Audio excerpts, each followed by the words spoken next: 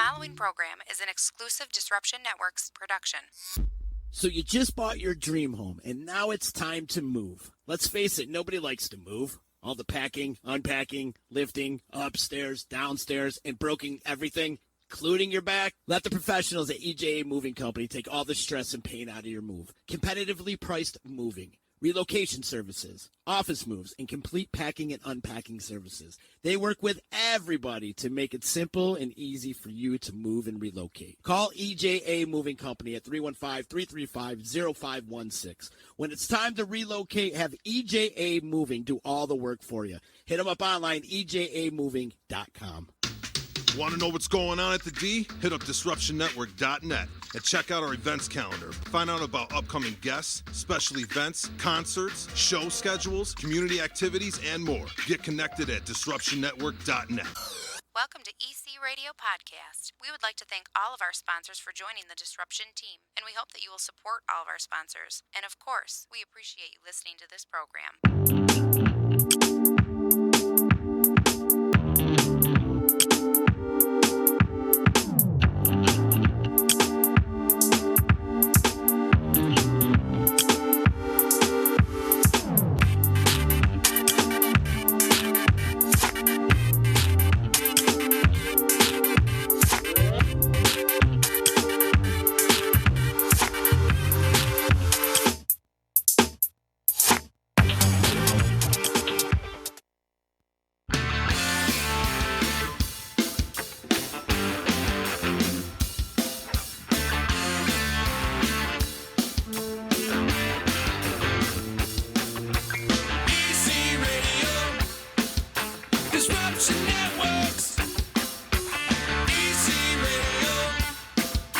Disruption Networks. Causing a ruckus today. That's what's going down, that's for sure.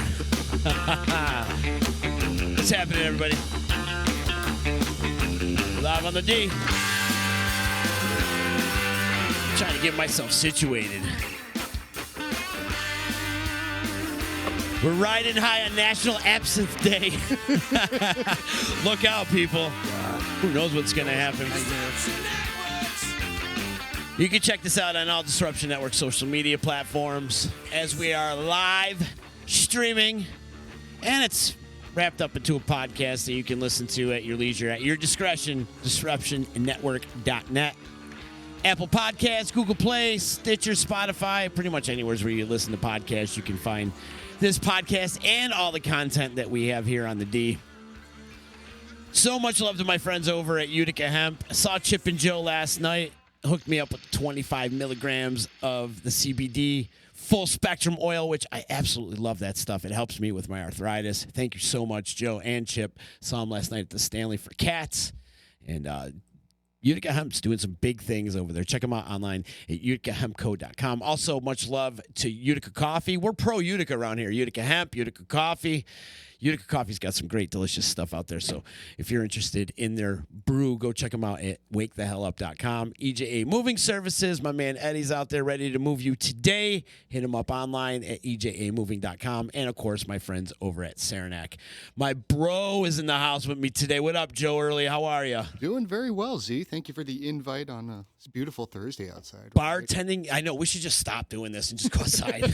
Seriously. Move the camera. We're not up to a great start. Oh, God. We are not off to a great start. You want to tell them about that? But no, not really. I don't. But if anybody's coming into the studio, do not light a match. Okay. Be a little dangerous around here. Joe is bartender extraordinaire here in Utica, and you're doing it over at Taylor and the Cook. You started off at Nail Creek. And Joe, do you take classes for bartending or mixology or any of that? Have you taken classes? Yes. Have you? Yeah. We had an expert come in, a lady named Catherine Dunn, and she get a little closer to the mic too, right. And you can move it back to you if you want to get back. Yeah. So we had a lady named Catherine Dunn that Hardiman and Talgo were kind enough to commission from Hunt and Game out towards the Saratoga area, and she showed up and she had a case with mixing vessels, bitters. She was like Mary Poppins, and hung out with her for 2 days, and she really opened the door about what was going on in the cocktail world. You know, in Utica, we were just kind of sitting around doing our thing, and it was nice to have this outsider, this pro, that was like, oh, no, you got to do this, you got to do this. Right. You know, I was like, oh, there's a whole field here. You know, there's a lot of information to be mined. You know, it's not just serving drinks. It's like, oh, well, let's learn about this stuff. Let's talk about history. Let's talk about this and that. And then from there, it's the school of life, man. You know, you learn every day. Yeah. You know, I love Google News. You know, the Google like, hey, top 5 spirits this year. I'm just like, okay, Huh. Click. Interesting. all right. You mentioned Mary Poppins. You're Joe Poppins, with your medical bag that you brought in. You got to show everybody your medical bag. behind yeah, you. I This is he makes house calls. So if you want to bring Joe to your house and have you make drinks for you, he will make you drinks. Look at it. He's got a freaking medical bag that he brings with him. Oh, I love this thing. That thing's super old. Did you pick it up at like a garage sale or something? No, a special lady found it for me back in the day. So I talked about it. Like, I always wanted a medical case, but I was thinking black, and this thing showed up with gator skin. I'm like, yeah. Perfect. Yeah. You know, I always picture myself like Hawaiian shirt, cigarette if I was still smoking, like really Hunter S. Thompson yet, you know. I love it, man. So today is National Absinthe Day. Absinthe Day. Yeah. And who dubs it as National Absinthe You know, Day? I'm trying to figure that out. You know, all these holidays, I think we need Every day's a fake holiday. we need a national holiday of no holiday day. Where it's that's I like that. Yeah.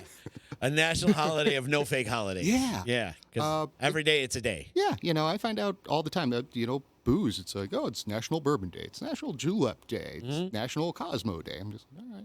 Well, if that's what we're doing. That's what we're doing. Today's National Absinthe Day. Yeah, a little green fairy. When did absinthe become legal in the United States? That happened in the mid-2000s, I want to say. Yeah, because for the longest time you couldn't even talk about it. Yeah, absinthe had a really dark history. Interestingly enough, it was actually banned before Prohibition took place. Yeah, it was around like 1915, 1910. And there's certain arguments about whether it was the spirit itself or just the rowdy nature, you know, because Prohibition still happened 10 years later, you know. This happened to be one of the first victims. And then, you know, it fell on the bad side. Like, no one's like, oh, no, you can't touch absinthe. Go blind. Right. You'll jump off buildings. Yeah, it'll be crazy.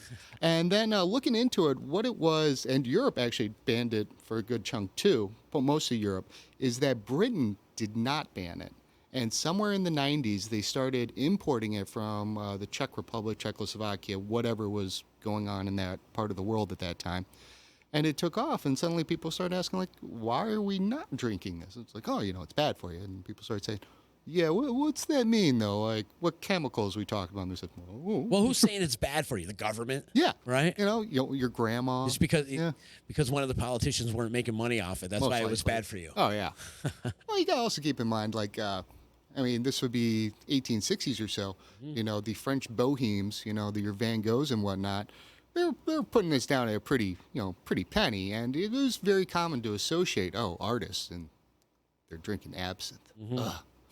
But what's really cool, though, is absinthe was pretty much derived around the 1700s. And the way that you're supposed to drink absinthe is actually not too bad. But you're supposed to do it with like sugar, right? And it's like a rim of sugar, almost like a margarita style type of thing. So what you're doing is you're adding sugar, but the big thing is you're adding water. Okay. You're adding a lot of water. Oh, you got to dilute it. Yeah, you're doing like 6 to 1. Because nobody likes drinking rubbing alcohol. Well, Right? I can imagine it's flammable, too. yeah. Very dangerous. Very dangerous. Yeah, actually, normally I have a little spritzer of it because that's all you need. And I'll just like blow torch it. Yeah. People, what are you doing? Do you microdose absinthe Yeah. with the spritzer? God. Microdosing absinthe. I love it. Yeah, so normally you dilute it down, and once you do that, it becomes like a glass of wine in alcohol level. Okay. You know, you're looking like 12 to 15% or so. It starts off typically 120. 6 to 1. That's the ratio. Yeah, and you drink it like a glass of wine. Sometimes you drink on the rocks. It's just a light anise taste, which, you know, if you like licorice, you like licorice. If you don't, you don't. And that's with the sugar rim? Yeah, well, we're going to, actually, I got a little absinthe tripper here kicking around, and we'll set that up. And we'll do a little set it up. glass Go of ahead, man. Yeah. Let's do it up. My horoscope told me not to drink today, though. Yeah, oh, yeah, that's right. I got it right here. It did. It said, do not drink today. Do not dip into your vices. All right. All right. So this is actually a little personal absinthe dripper. I have one at my house. Switch It's the camera over. quite large. So what you have there is pretty much like a filter. Yeah, well, what we're going to do is we're going to put water in here, and I have a spoon kicking around somewhere. The lovely absinthe spoon is Probably in your medical bag. It's somewhere in here.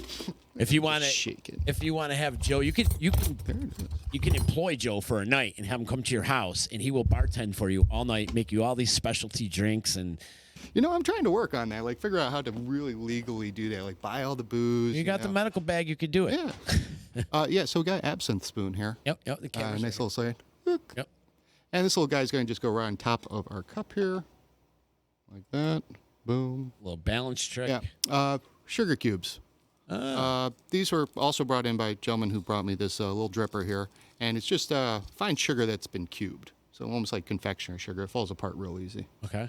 So we're going to throw that on there. You know what? I'm going to change this around because we're going to miss out.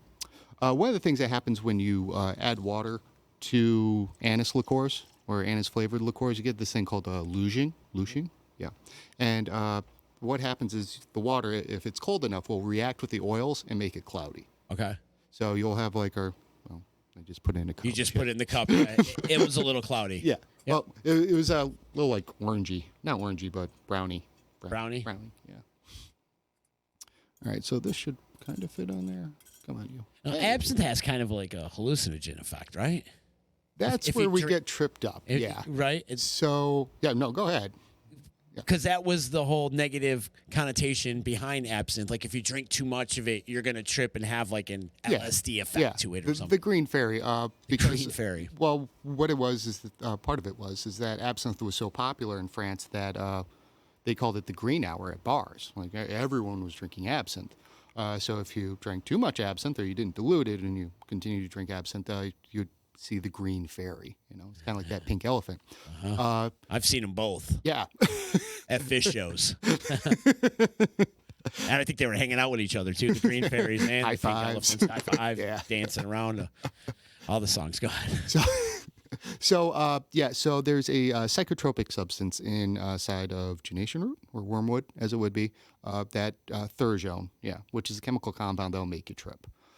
They looked into it, and this comes to like looking back at why absinthe was banned, and they said, well, you know, it's got this thurjone and it's very dangerous psychotropic. And somebody looked into it. They said, yeah, but you're using the wormwood as a flavoring agent, so you're putting very little into it. And in wormwood, there's very little thurjone. So you're really not tripping. And everyone said, well, how do you see this green fairy? And quite simple, you know, people were drinking this straight. You know, power of suggestion and high proof alcohol go a long way in making people see things. And so, so that's part of it. And so to my understanding, to actually get the psychotropic effect from drinking absinthe, you die of liquor poisoning beforehand. Like, Oh, wow. Yeah, your body was shut down way beforehand. Huh. Yeah. There's no way you're drinking a bottle of it. Well, I mean, you can. Yeah. But, you know. You don't want to try. Yeah, I mean, you know, people got livers. Some people like them. Some people don't, you know. Some people got death wishes. Some people don't. I get it. What's the best way? Is this the best way to drink it, what you're doing right now? Well, we're going to do this, but outside of, I mean, if you're going to just drink absinthe, this is the way to do it. Okay. But outside that, absinthe becomes a flavoring agent, so we're going to make a Sazerac later. Okay. You just use a little absinthe and some sugar. And so you can't like have an absinthe and Coke. I mean, I guess you could, but not too many people are ordering a mixed drink like that. No. No. No. What about, would you put like a drop or two of absinthe into a drink for flavor? Oh, yeah. Yeah. That happens a lot. That happens a lot? If you look at a lot in those classic cocktail books, you'll see like bar spoon, drop, dash. Dash. Yeah. Little dropper. Yeah. Are droppers commonly used in the bartending world? You know, like like in my CBD thing that I got those little droppers. They come in really handy. Okay. I use one and it broke, and I didn't realize how much I liked it until it broke. I was like, oh, this is very effective because like we have bitter bottles and they have dashers on them. Yeah. Which is and you go bloop bloop bloop, which is great until I have something high test and I'm like. One hard dash and suddenly we're overboard. You know, it's like cayenne pepper. You know, Right. You add a little too much and then suddenly you're all off. Ginger root too. If you put too much ginger into something, it just Take it takes away. over the taste. Alrighty. All right, so I'm going to switch over to the cameras here. Oh, so. now I need to get some water, so that's all Oh, right. you need water? Yeah, I'll go get it. All right. Joe hanging out with me today.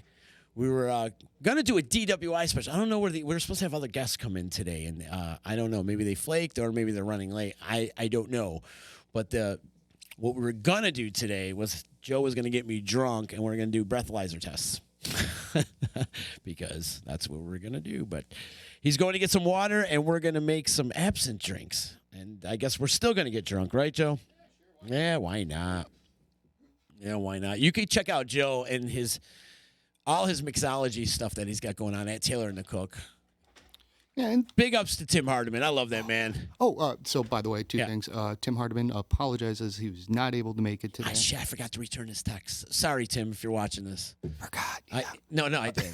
Or too stoned.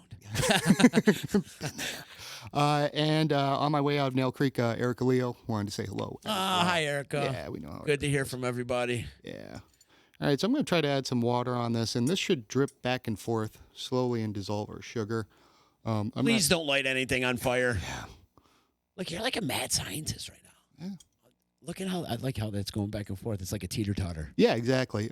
It's almost like that little bird thing that we had back in the day, a little bubble in it. But yeah, so this is a personal one. Like I said, great gentleman, Jim Cobb, joins us at Taylor Cook-Off and brought it in. And I was like, all right. Certainly, I really can't use it at Taylor and the Cook. This is going to take maybe a minute or so as it goes through. That's kind of cool. So, to actually go through and order it all the time is kind of impractical. But certainly, if you go down to New Orleans, maybe some larger cities, you'll come across absinthe bars. And, they'll have all these things going. And they'll probably doing weird, funky things I'm not even thinking about. Is that something you do? A lot of job research? You go out and do like a field trip and go to different bars and maybe find out what other regions are doing different from what we're doing in this region? Some would call it being an alcoholic, but yeah, that's the that's what I do though. Market research, like it's my big quotes where I go do stuff. What are you doing? Well, market research. You're in the industry. Yeah, you're in the industry. So I mean, if you do catch a buzz, so be it. That's how it is. It's kind of required, in a way. Well, you got to know what you're drinking too, right? Yeah. Well, yeah. I don't know. Kind of like being a chef, you have to taste what you're putting out there a little bit. Exactly. You can. It's just nice to see what's out there.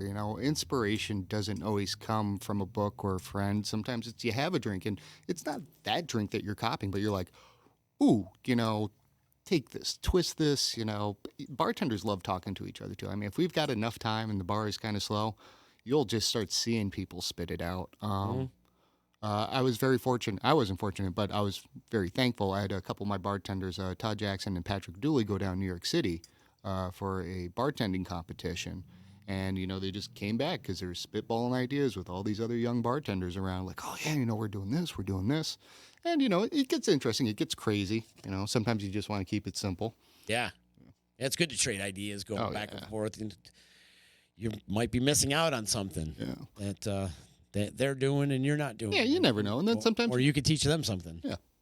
Well, also as well, like I always like to visit a place because I always feel that there's opportunity everywhere, that somebody's doing something right. No matter how horrible the situation is, they're doing something right because they're at least open. Mm-hmm. It could be as simple as they have great regulars, so that's how they can do this. Real quick, so I went to a... It looks like lemonade. Yeah. Mm-hmm. It's a milky, pasty color now. Milky, pasty color. Milky, pasty color. I like it. Yep. What's your go-to drink when you're at the bar? You ready for this? Yeah. Vodka water single tall. That's it. Pretty much now. Yeah. Yeah. But it's a good way for me to just drink water because I can top it off. Boom. None of us should ever feel any stigma of, not drinking at a bar, but it's a nice low alcohol option, Mm-hmm. Pretty simple too. Yeah. Just quick and easy. Busy, like boom. But, there are times where, I get a guy and they're like, hey, Joe, let me make you a drink. I'm like, yeah, you got time. Or, I show up and I'm like, this place is tits. Yesterday I was down in Syracuse, went to Al's, walked in and ordered a cocktail. And the guy was like, all right, boom. I was like, and, I was with my buddy. He's like, well, why'd you order that? I'm like, because I can't get it anywhere else. I don't have the ingredients. What would you get at Al's yesterday? Here. Thank you, bud. I'm a little nervous to drink this. Yeah, it's going to be yeah. I didn't eat anything today either. I had a bagel. That was it. All right. I ordered a bijou. You're having one too, right? Yeah. All right. Good. Cheers, my friend. Cheers. Thank you very much. What would you call this? Is there a name for this? Not really. No, just absinthe. Yeah. Yeah. Try it out though. I mean, Oh yeah, it's smooth. yeah. And It's I could easy. measure any water in there or anything, could have been a little bit colder, but yeah, it's Yeah. actually really easy going. Imagine like during summer and you're out on a deck somewhere, Yeah, putting those down. Yeah, and it's just water and You'll be seeing pink elephants after 5 or 6 of those. So when you first got in the industry and you were going out a little bit, were you ordering fancy drinks just to test people? Were you putting people on the test? not on the test. It was more, I would say, like, yes, we're going to say test because I'm going to use the word litmus. Like, I just want to see what the standard is, I'm, a fun little story is Mr. Dooley, I ordered a Gibson from him, which is a martini with a cocktail onion. I wanted one, and I was just curious if they had it. And he came to me later. He's like, why'd you put me on the spot like that? I'm like, I wasn't trying to put you on the spot. I just wanted to see if you had it. Oh, I thought you were putting them on the spot. I'm testing you, bro. Just like, I fancy that drink right now. yeah, and I just want to see what's going on. It's always interesting going out now. Do people want to take care of you now because they know you, you being the PhD in mixology? Yeah. You- And it's great. It's awesome. I get wonderful service. I've made so many friends. Though, I mean, getting a little honest here, we did a meeting one time, bar meeting recently, went out. Food was great. Service was great. Everything was on point. One of my bartenders went back the next week, and it was a totally different experience. And he was really excited. Like, he brought his wife. He was like, yeah, I'm taking her. I was like, wow, man, really impressed you. Cool. Yeah, do it up. And I always want places to succeed, but it's, it's kind of, I wouldn't say difficult. It's very humbling too, I'm because sure. I don't want, I'm not looking for special favors. Right. But people probably want you to try their drinks. Because a lot of bartenders do make up their own concoctions. Yeah. A lot of times. And I know if I was behind the bar, I'd be like, hey, Joe, try this. Yeah. But when I bartended, you're either getting a Jack and Coke or UC. I was the bartender that would talk them out of their drink. They'd be like, can I get a margarita? Nah, you don't want a margarita. Let me just get you a Corona. You don't want that. What do you want that for? That's why the bar wasn't successful. Oh, it was successful. Come on. That's not what you want. I'm gonna make you. You know what I'm gonna get you? I'm gonna make you something really, really nice. I'm gonna make you a rum and Coke. That's what I'm gonna make you. You don't want that margarita. Nah, that martini. It's not good for you. I'll even scoop the ice myself. Let me crack you open a nice fresh UC, please. And there's nothing wrong with that, though. I try to be conscientious of what I walk into. I don't walk into, I don't know, like Stanley's and be like, yes, I would like a bijou. Right. You're not getting that. Right. You know what? Walking to Stanley's, I'll take that UC and a shot of JMO, though, just like that. Now that absinthe is legal in the U.S., are bars carrying it? Yeah. Yeah? Yeah. It's actually the absinthe that we're using, the bottle that I broke, is now all over the place here. Yeah. Please do not light a lighter. We had a little accident before we started the podcast today. Don't you have insurance? Yeah, my landlord does. All right, let's not play that. So the absinthe I brought in is actually coming from New York State. It's made by St. Lawrence Distilling Company up in Clayton. Okay. New upcoming distillery, newish. They got best distillery of the year last year in New York State. Yeah, #1 new distillery, and they've got great products. And they're the first ones who approach us with absinthe. I'm not an absinthe connoisseur, so as a result, I can roll with it. Just like, all right, yeah, sure. Have you ever tried Marilyn Manson's absinthe? No. No, he has one out there too. Yeah, I don't know what it's called, but I know he has a line of absinthe. Yep, that's what a lot of these bands are doing. Yeah. They're all coming out with their own beers or their own vodka or whatever. It's just another revenue source for them. It is, and this happened in wine, and I was kind of curious about it. So what's going on here? Wine's another one. Yeah. And what it was explained to me is that when you have a lot of money, you can pay good people to do good things. Yeah. And these rock guys, I'd like to think they're fairly grassroots. Hanging out in garages, helping their friends out. They all started out grassroots. Yeah. Right? And they found a way to kind of give back and make a little penny. Yeah. Maynard James Keenan from Tool got an amazing line of wine out there. Yeah. And he does it. I think it's out in Phoenix, his winery. Rising. Have to check Dry it out. area should be good. Yeah. Oh, but that's the thing right now. Everybody's putting their band label on a beer or wine, or vodka, or rum, or whiskey, absinthe. Hey, if you Surprised by could do the it, do Marilyn it. Manson one. Yeah, that's Yeah. the thing. Yeah. Oh, make something you want, making money. It's a business. It's okay. This is good, buddy. I Yeah, this like isn't too bad. Yeah, it's pretty. So there's no name to this, no fancy nothing. Not to my understanding. You know, it'd be good one of the little squeeze of lemon in it too. I know you got a couple lemons back there. Hey, you want a little twisty or A little twisty, yeah. Give me a little There twist. you go. Twisty. Thank you. Yeah. Throw that in there. Yeah. A little lemon peel. Huh. Interesting. So I know you had mentioned your rough morning and had a slightly rough morning. It wasn't too bad. But me and my friend yesterday were talking about the drunk food. Like, what do you eat, when you're really hungover? And I realized. Great question. In fact, let's throw that out to everybody. Yeah. I like that question. What's your drunk food, Joe?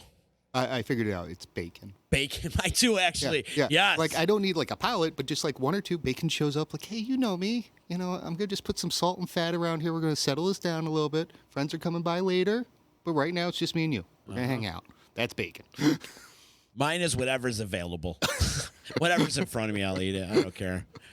Not fast food, though. I do not do fast food. Yeah. I can't do fast food. Well, Pizza and Chinese food I can do, Yeah. but like I'm talking McDonald's or Taco Bell or any of that. Taco Bell I can hang in there every now and then, but McDonald's or Burger King or Wendy's, I can't do any of that. I don't know. My body goes pretty well with it. It's just like, all right, throwing garbage in there. Yeah, we're just soaking this up. Yeah. Working at Taylor and the Cook, though, Hardiman's not cooking you all these delicious meals. Oh, he's always cooking us. Right? Food. Yeah. Like that guy is just amazing what he does on the grill. Well, it's him in the and kitchen. it's his whole staff, man. Yeah. Like they're all working together. I show up on Thursdays and they're sitting around table talking about the dish. What we can do to make it better. How's it going to be? And it's highly recommended. I know they do it. They go home and they watch these cooking shows on Netflix, and they all come back with ideas. And we were talking about drinking. They do the same thing. They go out and eat. So on their end, they're learning. On my end, alcoholic. Like a field trip. Yeah. Right. They're gaining weight. Yeah. And you're losing I'm brain killing cells. killing my liver Killing your liver. slowly with this drink. There is a lot of Netflix food shows out there, huh? Yeah, well, there's a lot of everything out Yeah, that's true. That's true. I noticed the whole food truck thing is going. What's that guy's name? God, I don't even know why I made it ask. I could see his face, but he was the one that El Jefe or whatever. He was the food truck guy that went out there. Oh, yeah. I can't remember John something. Yeah. Anyways, he's blown up with that one movie that he did, and now he's got a show out there, a regular series, and it's amazing. We need to get some of those people here to Utica somehow, some way. Yeah. Oh, I really think Utica is starting to pop up on people's maps. Oh, huge. Yeah, Huge. just like everyone's kind of doing that Utica, and it's like, yeah, Utica. The food culture, for sure. Oh, hells yeah. Rachel Ray was covering Chicken Riggies years ago, and then Andrew Zimmerman's been in town, Yeah. and the Food Network. So, yeah, it's slowly but surely. The food culture, for sure. Utica, we got it down. Yeah. And the other thing we know how to do around this town is drink. Getting there. Yeah. Well, we know how to drink. I just think I don't know how to put this, but it's evolving. Yeah. I know I can tell you the drinks that I get now are not night and day from 6 years ago. Oh, but, right. Like I Well, can there's tell. and great point. 6 years ago, you didn't have a Taylor and a Cook. Well, you had Taylor and a Cook, but like they're not these fancy restaurants Yeah. popping up or Yeah. people that are putting some good energy into a lot of this. It was just kind of a beer joint. Yeah. There's nothing wrong with that. Yeah. Varick Street, you're not going to get one of these fancy cocktails on Varick Street. You're not. But you go to Taylor and a Cook, yeah, for sure.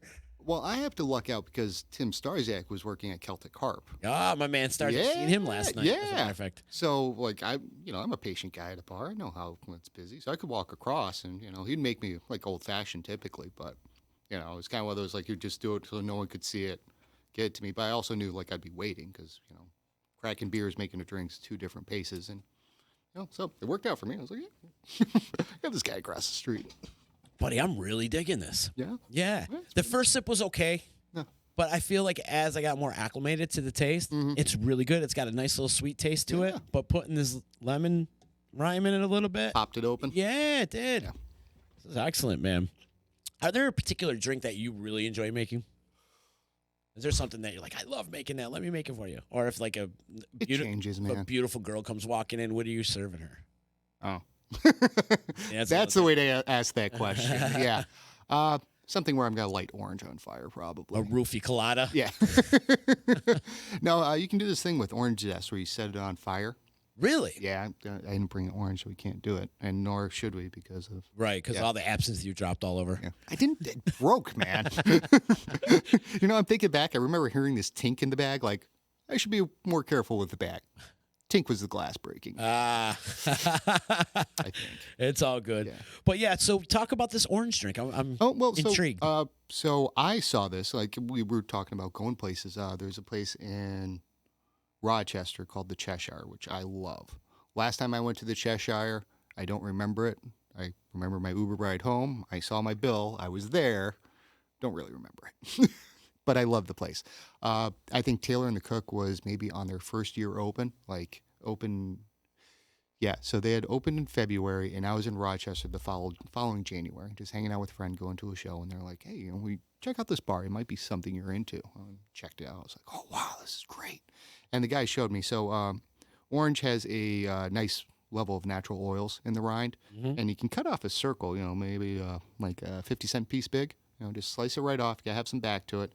And you take a match or a lighter, recommend matches, and you heat it underneath there. And when you squeeze it, all the zest sets on fire. Yeah. Wow. Yeah, so you get this fireball. I might be able to pull up a video on my phone because We're going to save it for next time you come in. All right, yeah. Yeah, we'll next do that, time. yeah. The orange fireballs. I'm into this. Yeah. Super cool. What's the name of that drink? Well, you can do it to any drink. Oh, okay. Yeah, it's just a garnish. I was doing it for Valentine's Day. Yeah. We did a drink called Boulevardier, which is a Manhattan with Campari in it, in a nutshell. Keeping it real down there. And I was like, yeah, we'll set this on fire. I'm into any kind of drink that you can set on fire. Oh, yeah. Yeah. You'd really like, I haven't seen it live, but like tiki, they'll use flaming cinnamon. Like they'll toss it in the air, set it on fire. Yeah. Have you ever thought about moving to, say, like Vegas or something like that, where drinkology and mixology is such a big thing? If I did it for a manner of growth, yeah. Mm-hmm. I wouldn't be able to go like, oh, I'm going to be the alpha male out there. It's not the way I roll. And I've thought about it. I mean, if the place is right, if I like it, I look at Detroit a lot. I'm a Detroit Lions fan. Place is a hellhole. I'm like, yeah, good area to be in. Lots of growth, lots of potential. But there's a little science or idea behind a big fish in a small pond. I got this from a book, Malcolm Gladwell, David versus Goliath.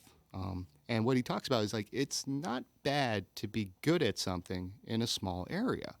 They always say, well, big fish in a small pond shouldn't exist. It's actually good for a person. If I said, hey, Z, you are the big fish in this small pond. You really don't need to go to another city, if you didn't want to. And certainly if you could spread your brand, it was a matter of growth, yeah. But, I kind of look. On my end, actually, I would rather train bartenders and send them out. So you're comfortable here? Yeah. Yeah, good. Yeah. No, seriously. Yeah. All these great towns, such as New Orleans, you mentioned New Orleans and like Nashville and Austin, like they have a great, for lack of a better term, drinking community. Yeah, they do. And I would rather work on doing that here, Yeah, and grow it here. Yeah. I'm way behind. Like, I think I told you about these 3x3s I do. So 3x3. As an example, I got 6 bartenders together, and we made 9 martinis. We did 3 different gins, 3 different vermouths. And we talked about vermouth, we talked about the gins, and we were like, oh, this plays with this plays with this. It's just kind of like a social club? Yeah. But Just a hang? A hang, but like, let's get the discussion going about what we're drinking in town, because it's a lot better if all the bartenders are in it together. I agree. You can't have someone running off in a corner like, I know the secret and I'm not going to share it. I mean, Trader Vic did that, but yeah. So, for example, we'll do that, and that's a way that we build the knowledge. And I'd rather have a Utica club of drinkers, of bartenders that we're all like, yeah, we're Utica raised, Utica trained, and there's a crop of bartenders out there now, people that are working their mixology, Patrick Zen and Mike Barr down at Gerber's and Mojave's crew, they're working on it. Ocean Blues director Joe, I forget his last name, big like Hawaiian-looking guy though, nice dude.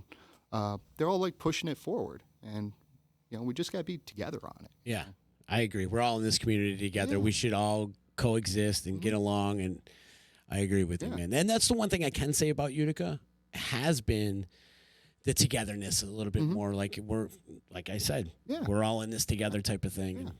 And I think on the business side, certainly, for example, I like our margaritas, good margaritas. But you know what? I'd like to be able to say, we make a good margarita, but if you go see, I don't know, Sarah down at Ancora, she's got this margarita recipe that's dynamite. You got to go down there and try it. And on the opposite side, I would like that reciprocation of like, yeah, making me Manhattan, go see Joe, though. He's doing it.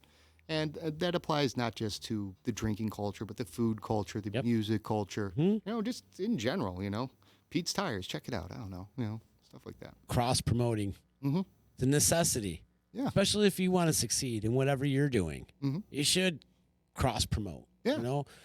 Make it less competitive. And being competitive, it's nature of being a human being, of course. Nothing wrong with being competitive, but you should also, it's give and take. Yeah. And since we are all in the 315 together, we should be giving and taking. You mentioned the music scene. Yeah. That's how it should be. Bands should be trading shows. It shouldn't be a competitive thing.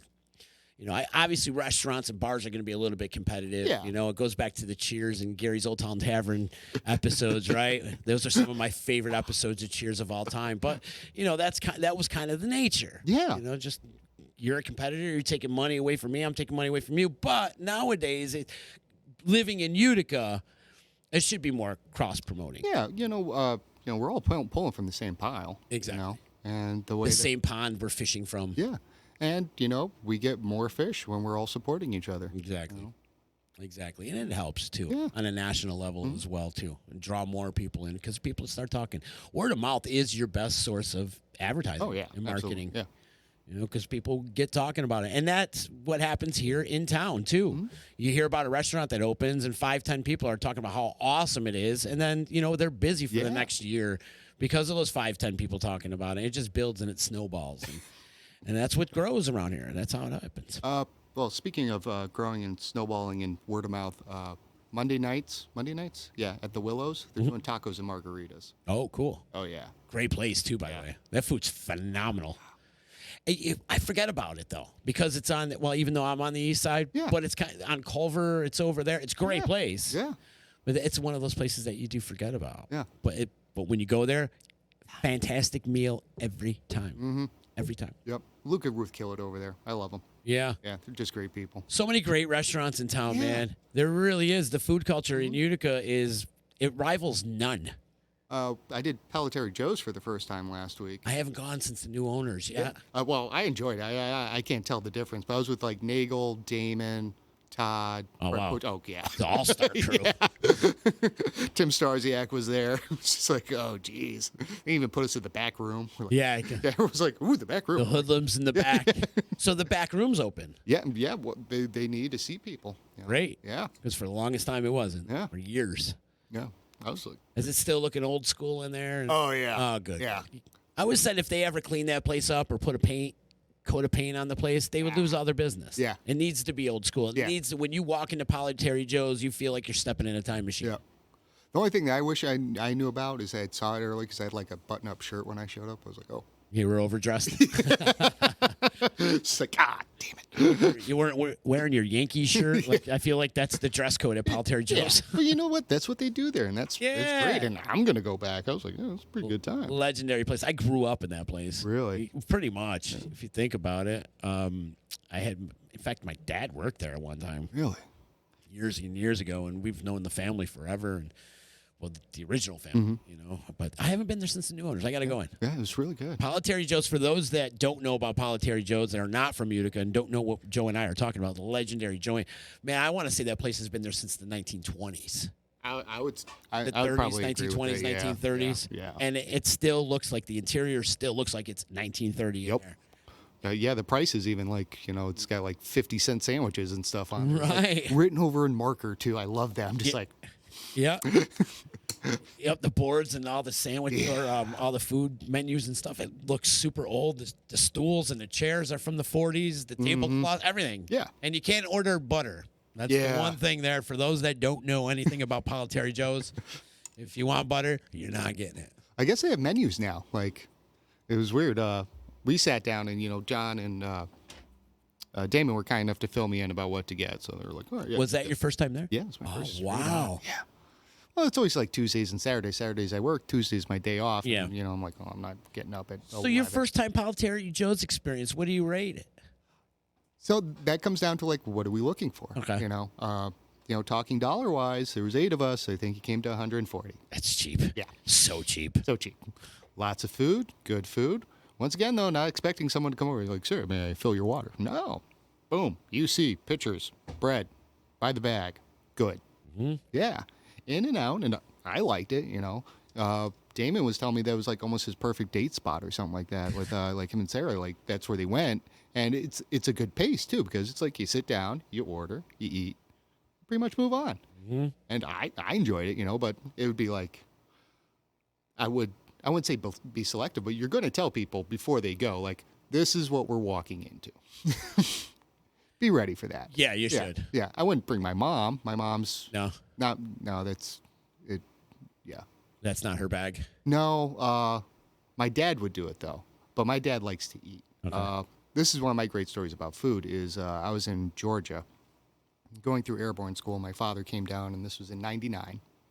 And he's like, hey, found a barbecue spot. So went on the internet, dial tones, squeak, found a place. Go there, and they're closed because it was Sunday. It's Georgia. Happens.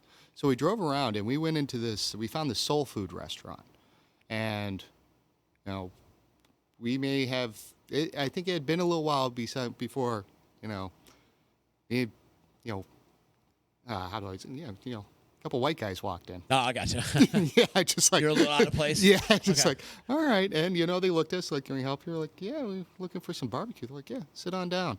And it was the checkered sheet tables, sauces and squirt bottles. Best food I ever had, though, Yeah.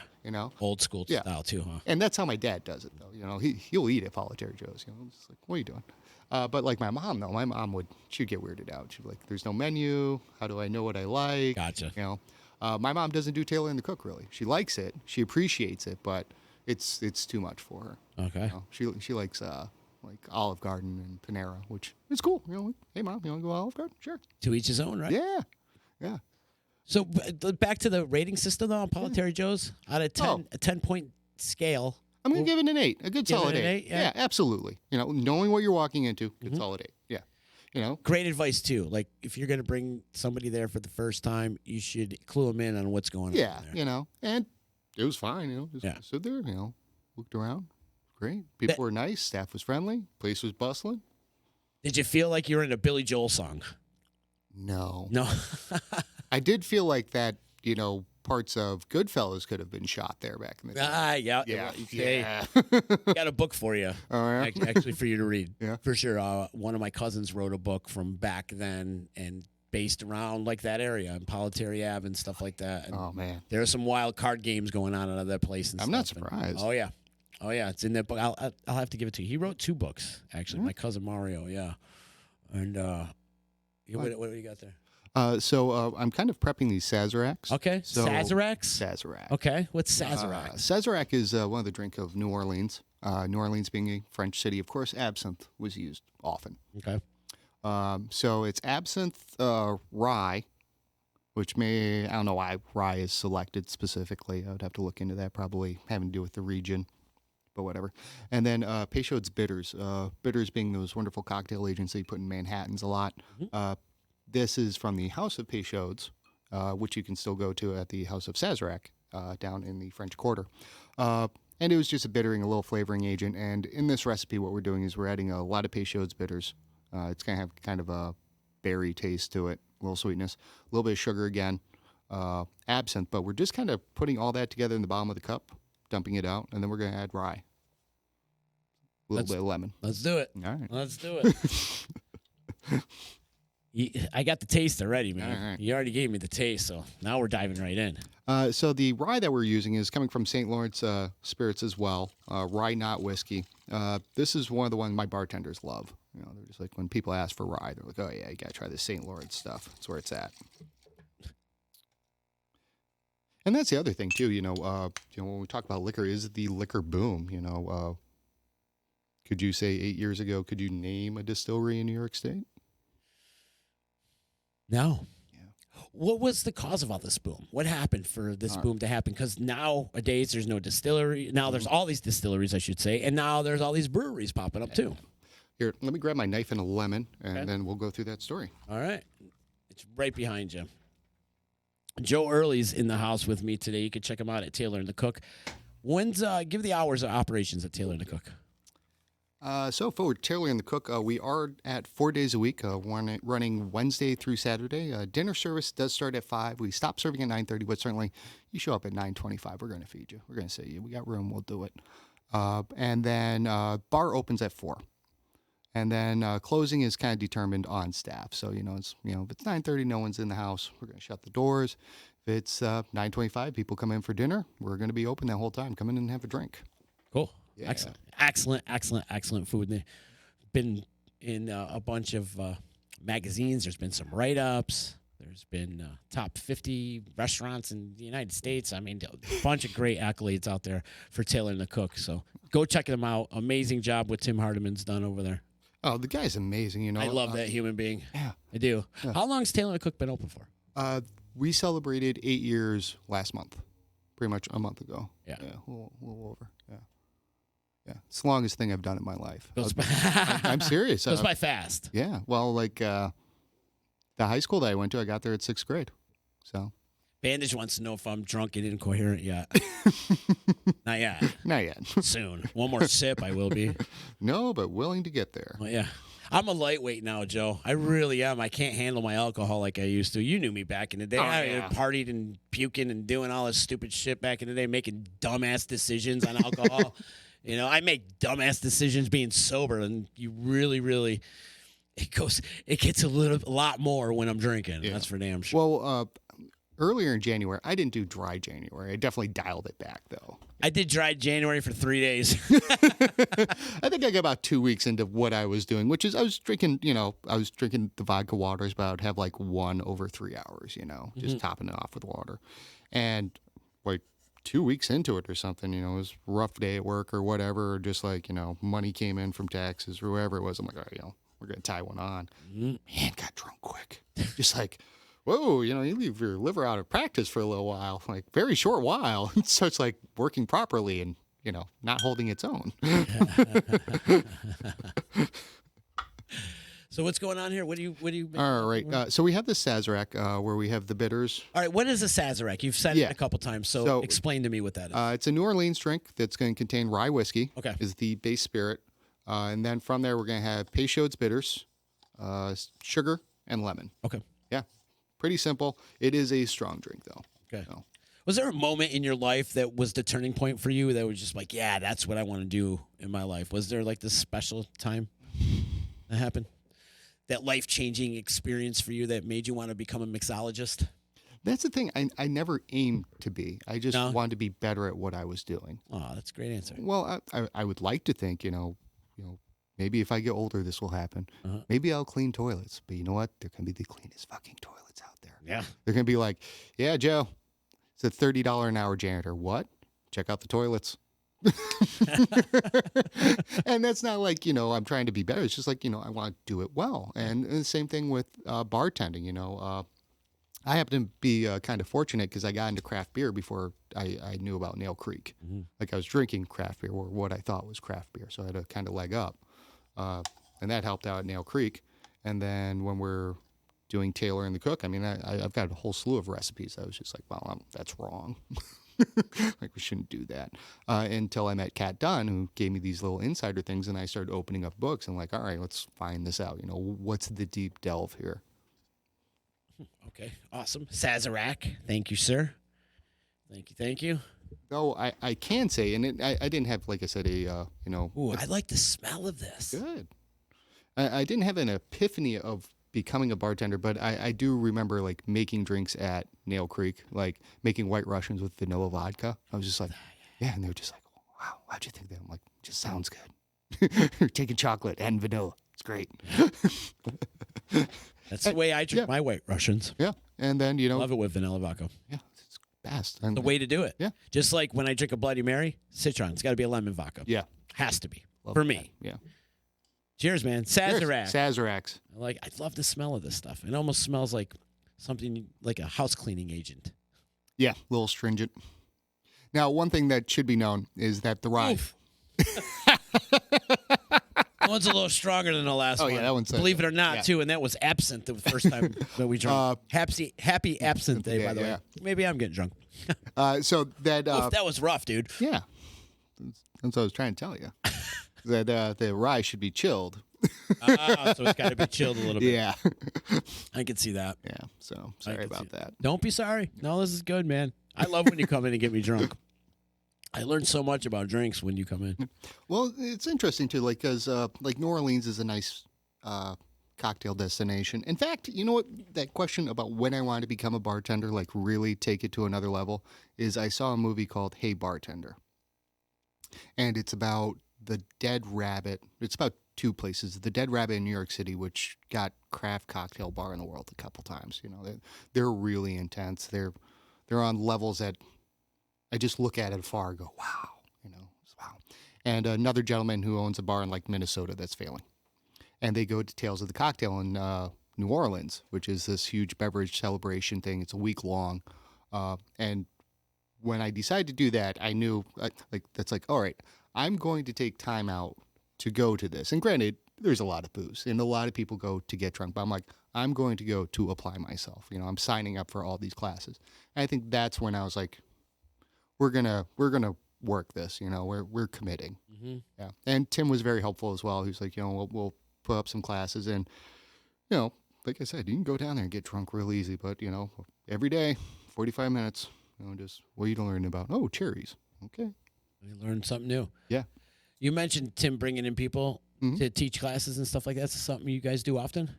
It hasn't happened since. Yeah. I wouldn't say I ran away with it, but you know, it's a lot of knowledge.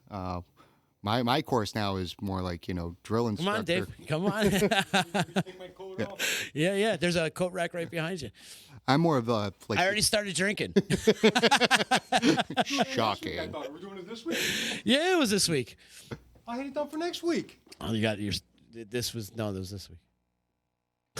It's okay. Dave Lungaretta in the house with us today. Did you get your dates confused? Be careful. Joe spilled a bunch of absinthe over there, so just The bottle broke. don't light anything. Yeah. Don't light anything. It's very flammable over here. Very flammable. I haven't even wanted to fart. I'm just like, Yeah. I just gonna spark it off. Yeah. Oh God, I had it done for next week with the With the DWI thing. DWI thing, the data master, the sheriff. Yeah, we could possibly still do it, but it was for today. Oh, good Lord. It's all good, Dave. You're a busy guy. Yeah, but see, I've been looking forward to that, and We could do it again, right, Joe? You can do this again? Yeah. Hey, make him a drink. He needs a drink. Make him a drink, Joe. honestly, I had it. I'm going to look at my calendar right now. Z, hold on 1 second. That's all good. That's all good. So today, Dave, is National Absinthe Day. You know, I'm going to New Orleans on Look at that. March. They have a conference every single year. It's all the experts from across the country. They go down to New Orleans. They put us up at the Royal Sonesta.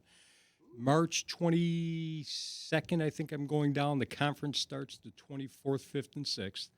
And we, for 3 days, 8 hours a day, we listen to all the experts on how to fight DWI cases for blood and breath testing, the field sobriety testing.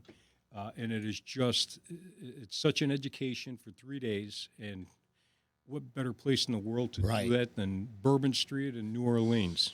You went last year, too, right? I've been going for about 12, 13 years. Okay, because I remember Every you year talking I go. about this. Every year I go. It's fantastic. And the things we learn, we get to bring back and use on our clients here to fight their cases. Mm-hmm. And it's funny because you'll have a lot of the DAs looking at it like, where the hell did you come up with this? I'm like, New Orleans. Where else? Yeah, it's outstanding. Where else? Outstanding, the education. But honestly, I had on my calendar, if I can, I got to be a little bit smarter than my phone. I had it down for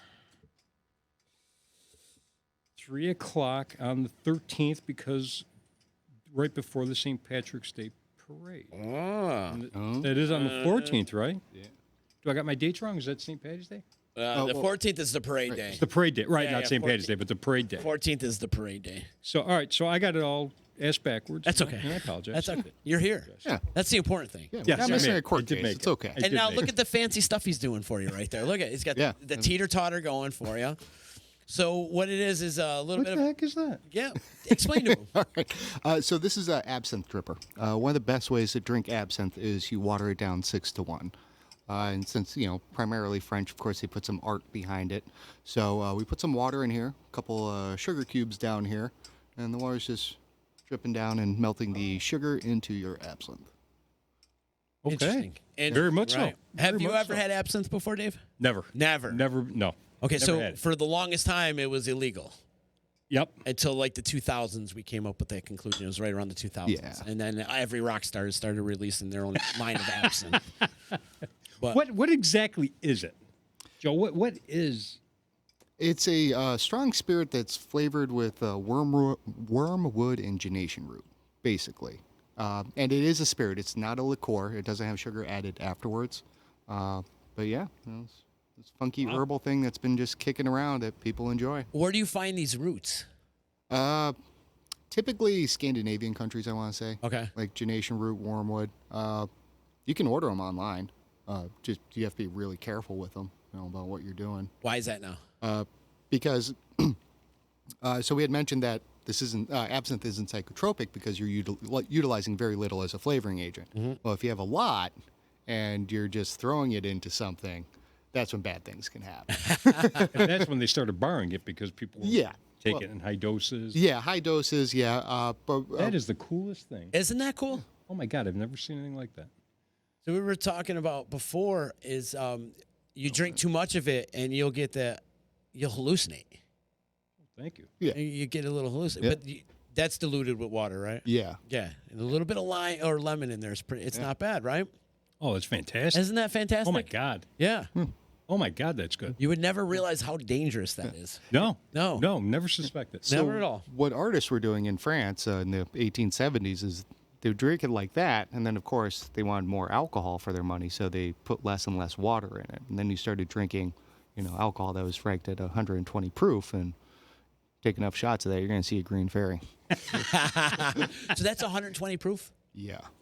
What's the alcohol level that could be? No, this is 130. My bad. 130. Okay. Yeah. What's flammable level, like percentage wise?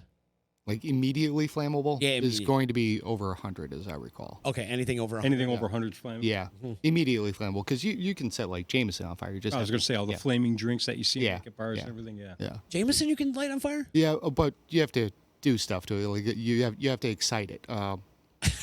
Get it erected. Yeah. Is at the restaurant we have an espresso machine which has a steam wand, so I can almost boil the Jameson right away. And since it's in that excited state, all the molecules are moving. Once you spark some fire to it, it's going to catch right on. Really? Yeah. Awesome. Never knew that. No, me either. At what Me either. proof is Jameson? 80? Yeah. 80? Yeah. Okay. Yeah. So it's definitely flammable. It's just like if you use a lighter, it takes a while, Did they outlaw Bacardi 151?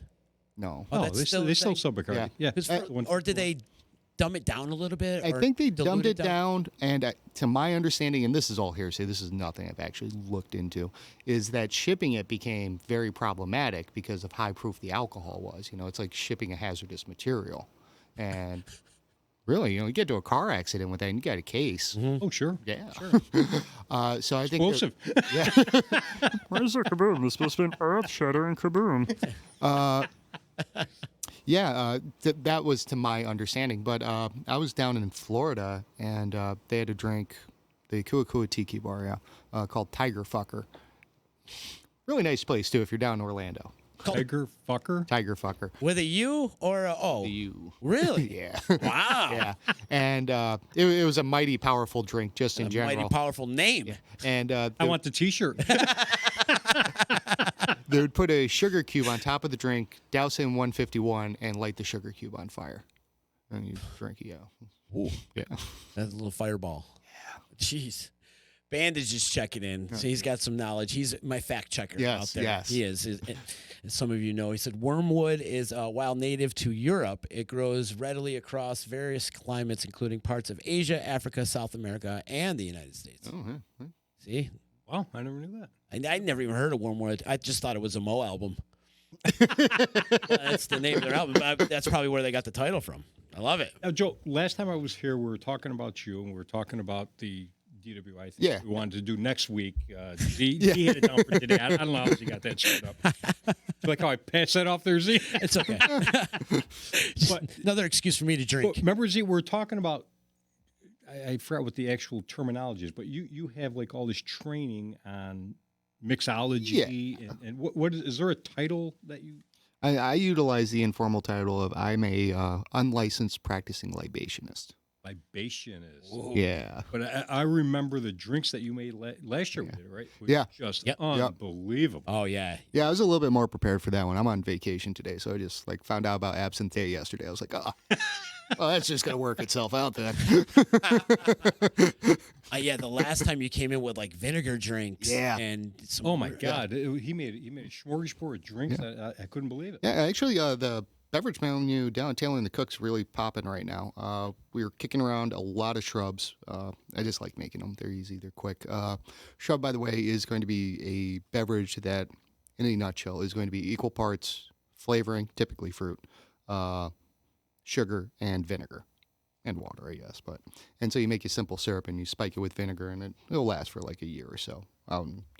Just regular storage. Really? And it's wicked healthy for you too. It's Yeah. a little shot of vinegar, a little sugar. If you go to Utica Roasters, they have shrubs. I forget the name of the company, but they have them there for sale. But SHRUBS shrubs. I'm Yeah. thinking bushes and Yeah. trimming and Yeah. yards. yeah, Okay. so many shrubbery jokes we make too. Oh, yeah. Oh, yeah. Is that something you guys do at Taylor and Cook, always evolving the drink menu? Yes. It's to the point in my own little world that we've kind of done a lot of exciting things over 8 years, and now we're starting to bring back drinks. And my rule is like, we just have to make them better. We have to make them more exciting. A lot of my drinks, I really do like the recipes, but they are, at the time, it's like, oh, lemonade, ginger beer, and rum. Joe, you know all these recipes right off the top of your head, or do you have a book that you have to go to? A little bit of both. Most of them I can at least have an idea. It'd be like, hey, can you make a marinara sauce? Yeah, we make a marinara sauce. Is it going to be the official? Well, no, like cooking. When I said, wait, we got a drink named marinara sauce. Hold on. Sure, there's a Bloody Mary in there somewhere. But Gotta be. Oregano vodka. yeah, somebody's done it. I'm telling you, Z. I bet you if you Google it, I'm somebody's- sure. yeah, Oregano vodka. just because. So a lot of them, I have basics memorized. It's I don't know how to say it. It's almost like learning like math. Just like a lot of things. Just Basic rules that you. basic rules. Yep, Yeah, yep. yeah. Okay. And it's interesting. Sometimes when we are coming up with cocktails, we'll take a first swing at it, and even my guys, Todd and Doug and Patrick, and they get it pretty close to the first swing. Like, this is what we're looking for. Or guinea pigs. Yeah. That's the other thing. But it's just like a shoot on the ratios. Like, oh, we want this much acid. We want this much on the backside. And there are times where, we've made a cocktail and then tweaked it. I'm like, all right, we got to throw this out. This It's is a done. science. It's a real science. Oh, yeah. It's science and art. It all plays around. Yeah. Would you ever think about teaching your own class? Yeah. People have asked me about it. It's just like, it's very, for me, because I learned it all by myself. Not all by myself. I had Kat. I did a lot of research, but I'm just like, any of us can do this. Like, we just have to apply ourselves, And it's always very humbling when people are like, well, we want you to tell me. I'm like, why? Like, Because stir the you drink. know. Yeah. You know. But I'm a firm believer, like, not a firm believer, but, if you believe you know stuff, you're starting to mess up. Like, you always have to understand that you don't know everything. Like, you can be really confident. You can, sun's coming up tomorrow. I'm going to work on Wednesday. I'm confident, but things can change. Information's different. Mm-hmm. Yeah. So, and yeah, teaching people I've thought about, if they want to, sure, I'd definitely take a class. Oh, yeah. That'd be awesome. Yeah. There's always new products popping up, too. Yeah. And That- probably, that's always fun, yeah. Mhm. Yeah. Interesting. I don't have it today, and I haven't seen it since, but I've actually had liquor that's non-alcoholic. Really? Liquor that's non-alcoholic? Yeah. It has I thought the liquor burn. by definition was. It's called seed lip, and it has the burning of alcohol, but it's low ABV. It's a non-existent, basically. Never heard that either. Yeah. Well, education here, Joe. Well, one of the big things going on It's now. kind of like being a vegan. Yeah. Okay, gotcha. Yeah, but what Identical. one of the things going on out there is the teetotaler movement, the non-alcoholic drinks, the mocktails, whatever you want to use. And shrubs are a good one. You had soda water, shrub, boom. But a lot of people are playing around with infusing tea and doing this and adding bubbles and heat and making exciting drinks that don't contain alcohol. Mm-hmm. And I think that's good. There are times where I'm like, yeah, I want a drink, but I don't want a beer.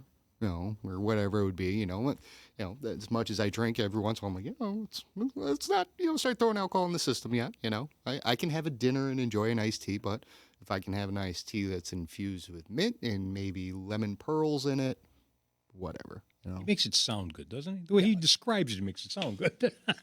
It's inviting. Very much so. It's all that Tim Hardiman training. Oh, yeah.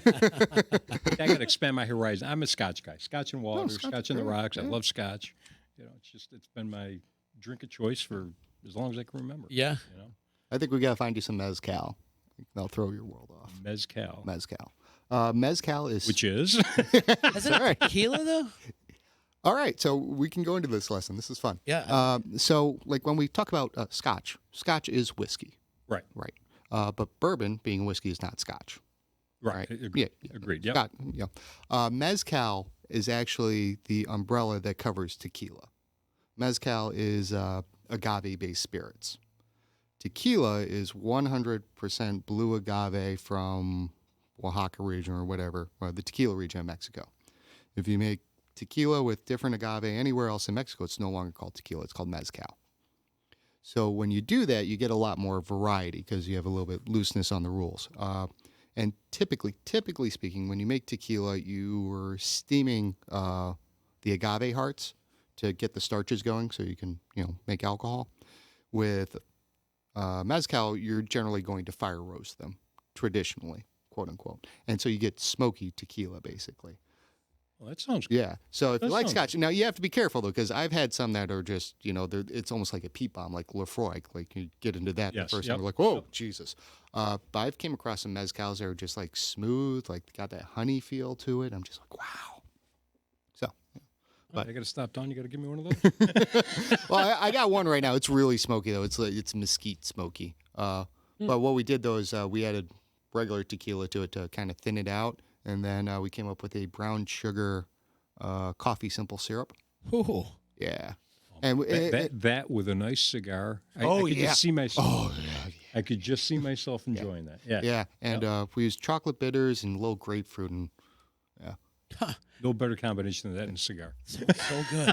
yeah, it didn't move that well though, because it was a love it or leave it type thing. Like unless if you knew you're Yeah, it's an getting acquired taste. Yeah, Yeah, you could tell. Yeah, You and could some tell. people that love mezcal and love Scotch were like, "Oh, this is great," and then some people were like, "I wanted to try mezcal. I don't like it." I'm like, "It's okay, it happens." I'm going to back up because you're talking about the regions of Mexico with the tequila. That's true with the bourbons, and it has to be from Kentucky, ordinary for it to be from to be bourbon or whatever, right? It has to be from Kentucky. Not anymore. No, No. I thought they were all indigenous to. Kentucky, right? Not Yeah, That's any- the way for I've the always heard bourbons. about it, Yeah. Yeah, that changed probably in the 90s, I want to say. Really? Yeah, because I would like to use like Breckenridge. Breckenridge is bourbon we do carry at Taylor and the Cook. It's really nice. Got best bourbon in the country like 10 years ago. Since they're making it in Colorado, they couldn't call it bourbon, so they're just labeling it as whiskey. Mm-hmm. And I mean, we're all guys here. When we see a bottle that just says whiskey, we're like, oh, step Yeah, back you from worry that. about that. Yeah. It's going to have Yeah. so much. So I think they just worked it out that they just made a movement for it to be national. I really wish I had my buddy Doug here. Doug's my brown aficionado at Taylor and the Cook. But it has to be like 51% corn, new American oak barrels, the United States. But like those regions are really, really funky and interesting. There's a spirit out there called Kashish? Yeah. Kashish? Yeah. But it's rum. It's rum that's aged in oak barrels. And the United States refused to recognize it as a special type of rum, like we refuse to call it Kashish. That's what it is. Until they recognized that bourbon was a different style of whiskey than like Scotch. And that's on an international level that, these rules about what's going on with alcohol are happening. Are there other alcohol or liquors, I should say, that is regional, if you will? One of the big ones that I love to talk about, and if there's people out there that know me, it's rum. Like, I really like rum. Rum has a great history, but rum, in a basis, is just any spirit made from sugar. Okay. Really, that's the nutshell of it. So rum was being made in India hundreds of years ago. Yeah, I never realized that. Yeah, India was our first sugar crop that we had. Before we got to the United States and the Caribbeans and said, "Hey, this soil here, it's good for growing sugar." I love the Caribbean rum. Oh my God, the dark rum. Yeah. Same. So that's what happens is that, of course, they colonize, and, you have people that are tilling in the fields that want liquor, and you have rich aristocrats that want liquor, and, rum gets created. But there's kind of different styles of rum. There's Spanish rum, English rum, French rum. And what's very interesting, at least on my end, is me getting real geeky and, knuckling this stuff down, is that the French are very controlled about their rum. Like, if you get French rum, They're very controlled about all their alcohols. yes, that's absolutely Yeah, true. yeah, they are- Champagnes, wines. But with rum, like, you only can get it from this area of the island. You have to press it this quickly. It has to be bottled at this proof. The rest for this long. And then you have islands like Jamaica, where Captain Morgan comes from. Yeah, man. Yep. Yeah. Yeah, man. They're just like, oh yeah, you got sugar.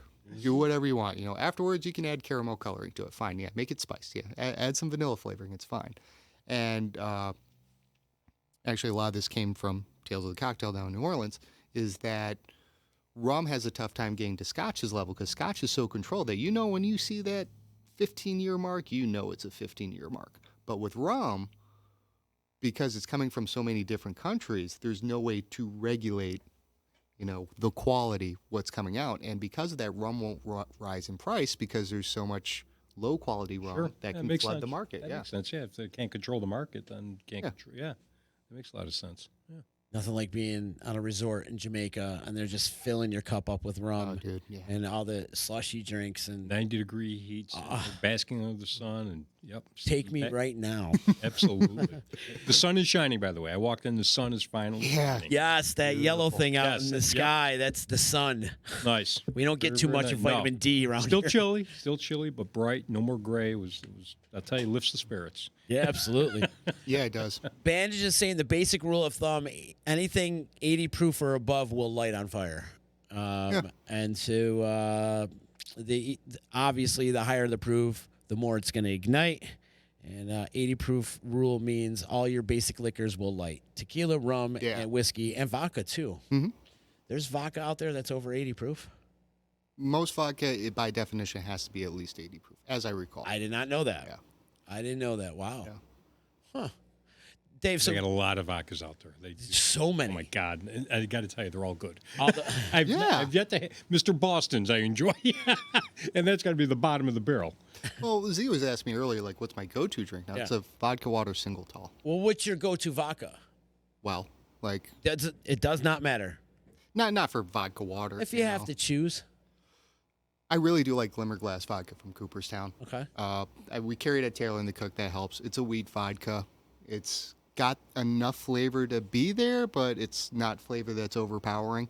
And it's just smooth, clear, and I don't know. Other ones I like, and this is because I'm Icelandic. Rhea vodka. It's from Iceland. Like, oh, yeah, of course I like that. Why? It's from my native country. Take some back home. Yeah. Right? Yeah.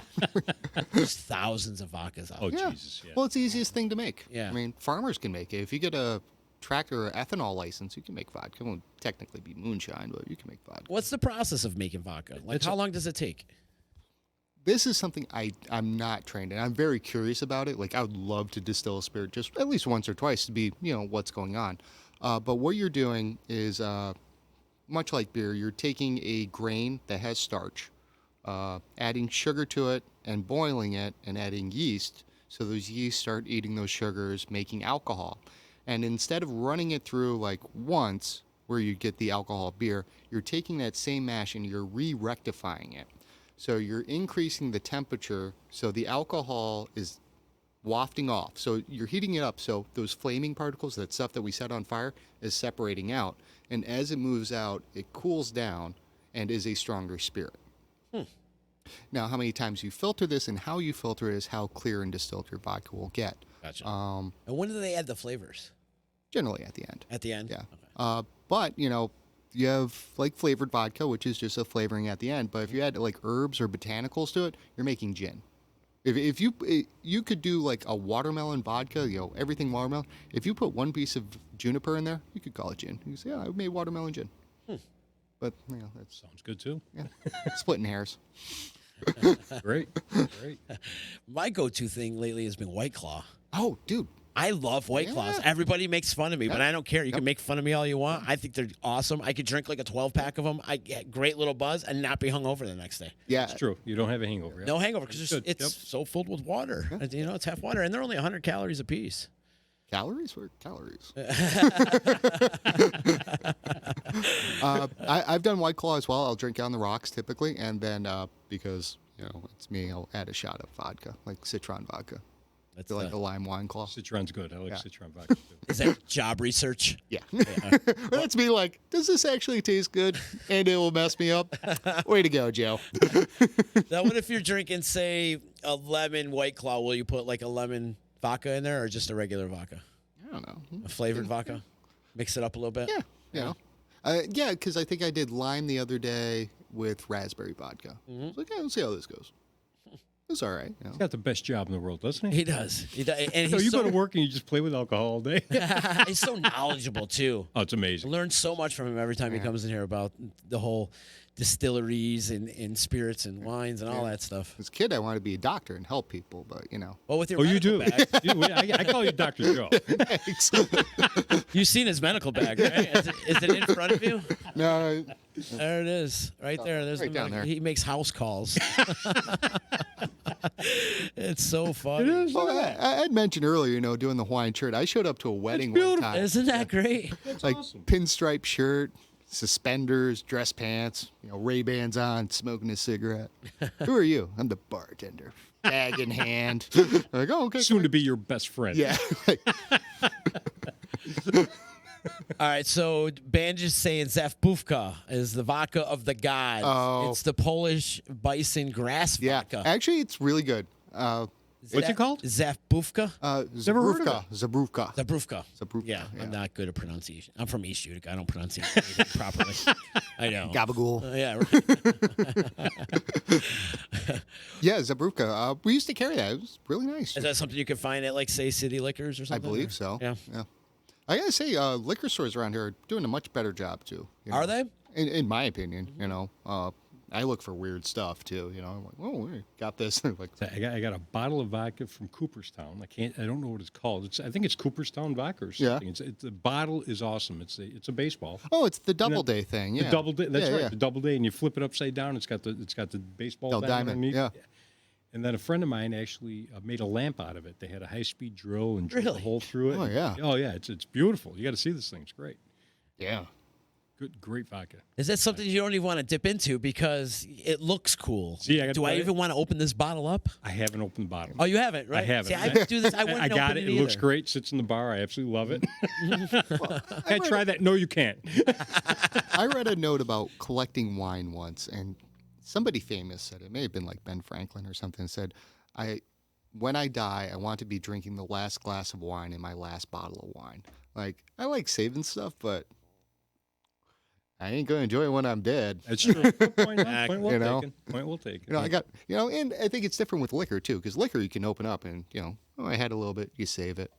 Have you heard about infinity bottles? No. You might like this. Drink scotch, right? Yes. Okay. So That's my go-to. That is my staple. Time to have a drink. It's always a scotch. I have a wide variety of scotches from the Johnny Walker Blues, which, it's a higher or price. the price. Exactly. I feel the same way. It's Blue or gold better? Well, it's not gold Between- anymore. It's platinum, which I well, there's a green. oh, yep. The Johnny Walkers. You got the blue. You got the green. You got the double black, Yep. which is a real deep oak. Yeah. Which is very good. The red, the black, obviously, and then you have the McCallums. I absolutely love the McCallums. What's the McCallums?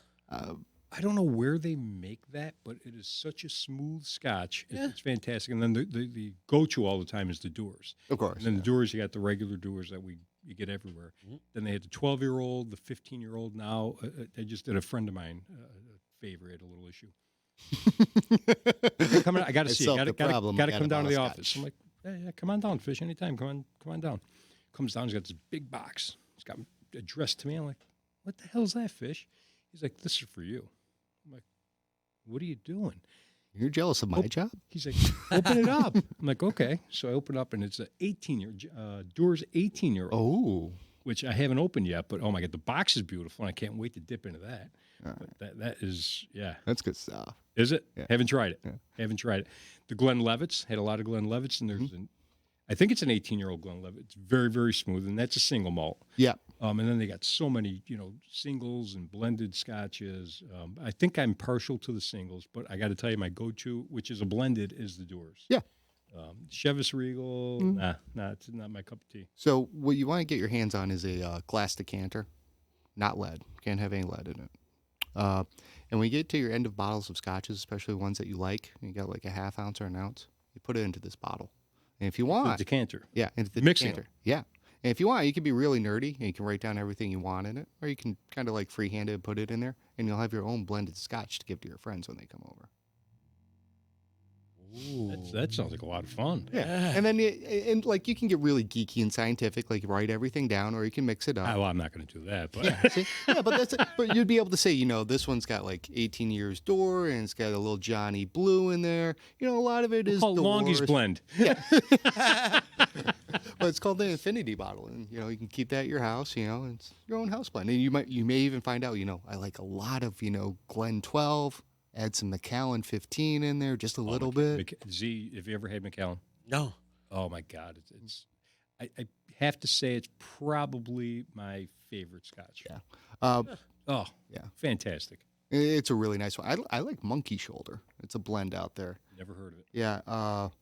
It's fairly cheap too in the world of Scotch. It's like $35, but that's the other thing. I mean, some of these Scotches are just like pricing them way out. I mean, like Johnny Walker Blue. Ranking them, it's towards the bottom. Yeah. I actually like the Doers over the Johnny Walker Blue. Really? I don't know why they call it the 100-year-old Scotch. Maybe it is. I don't know. Well, something I can say personally is that I bought my roommate a bottle of Glenlivet 21 8 years ago, 10 maybe, something like that, and it cost $120. Which at the time, like, oh my God, 120. That same bottle of Scotch now, well, I don't know that same, but the new release this year is 240. Wow. Man, that's off the charts. Inflation. It's really. Inflation. It's supply and demand too. Yeah. That's what they do. They regulate it. They say this is whatever the 100-year-old. You want it, you pay the premium for it. The flavor's not there. Yeah. I don't think so. I mean, Scotch, you either love it or you hate it. There's no in between. That's what I generally find. Yeah. I happen to love it, but I'll tell you, all day long, I'll go to the Doers. I'll go to something that's a lot less expensive than the Johnny Walker Blue. But, that's, I don't know if people think it's a status thing. People give it to me as gifts. I'm happy to regift them. Oh, you like Scotch? Yeah, I went out of my way for Christmas. You just blew yourself in. That's the truth. So if you're getting a bottle of liquor from Dave, it's regifted. I probably didn't pay for it. So don't be impressed. But yeah, age statements go a long way. People just say it's this old, it must be worth XYZ. Yeah. And as Z said, it's all about market too, All marketing. Yeah. All marketing. Once those bottles stop selling for $100, $200, they'll lower the price. But if they keep selling and they keep selling out, it's business. You drink Fernet? Oh yeah. Yeah. Do you have coins? Yeah. Do you? Who's asking? I'm asking. Oh, yeah. I'm asking. Yeah. I got my coin right here, actually. Do you really? Yeah. You got it with you? Yeah. You bring it with you? Yeah. So explain to everybody this coin, because this is a really cool thing that they do. Yeah. So if you want. That's it. Thank you, bud. I'll put it on. What's this called? Fernet? It's Fernet Branca. Yeah. Fernet Branca. Yeah. So when you drink this... So I actually have to back up. I have to bring up the military in this, because it helps me explain this a little bit better. Is when I was in the Army, my unit was the Rangers, and we had coins that had Ranger emblems on them. And everyone in the service pretty much had a coin that had their logo on there. And what would happen is we'd all go out drinking, and somebody would pull out their coin. If you did not have your coin, you bought the round. If everyone had their coin, that person who whipped out the coin bought the round. It's a practice that was derived during World War II. Really? So it's been going on this long? Well, the military coin thing. Okay. The Fernet thing is fairly Yeah, recent. but they picked it up from there. Yeah. And the story is like some pilot got shot down and his captain issued coins to his unit. And somebody thought he was a German soldier and realized that these coins were part of that unit and yada, yada, yada. So he got challenge coins out of there. And it was great. Like I could go to different places. I'd give like pilots my Ranger coin and they'd give me the coin for their plane, like whatever they were doing. You know, it was really cool. And then I had to go back to my unit and buy a new coin because I had to have a Ranger one. But so Fernet Branca. Fernet Branca is a Italian digestif, hundreds of years in the making.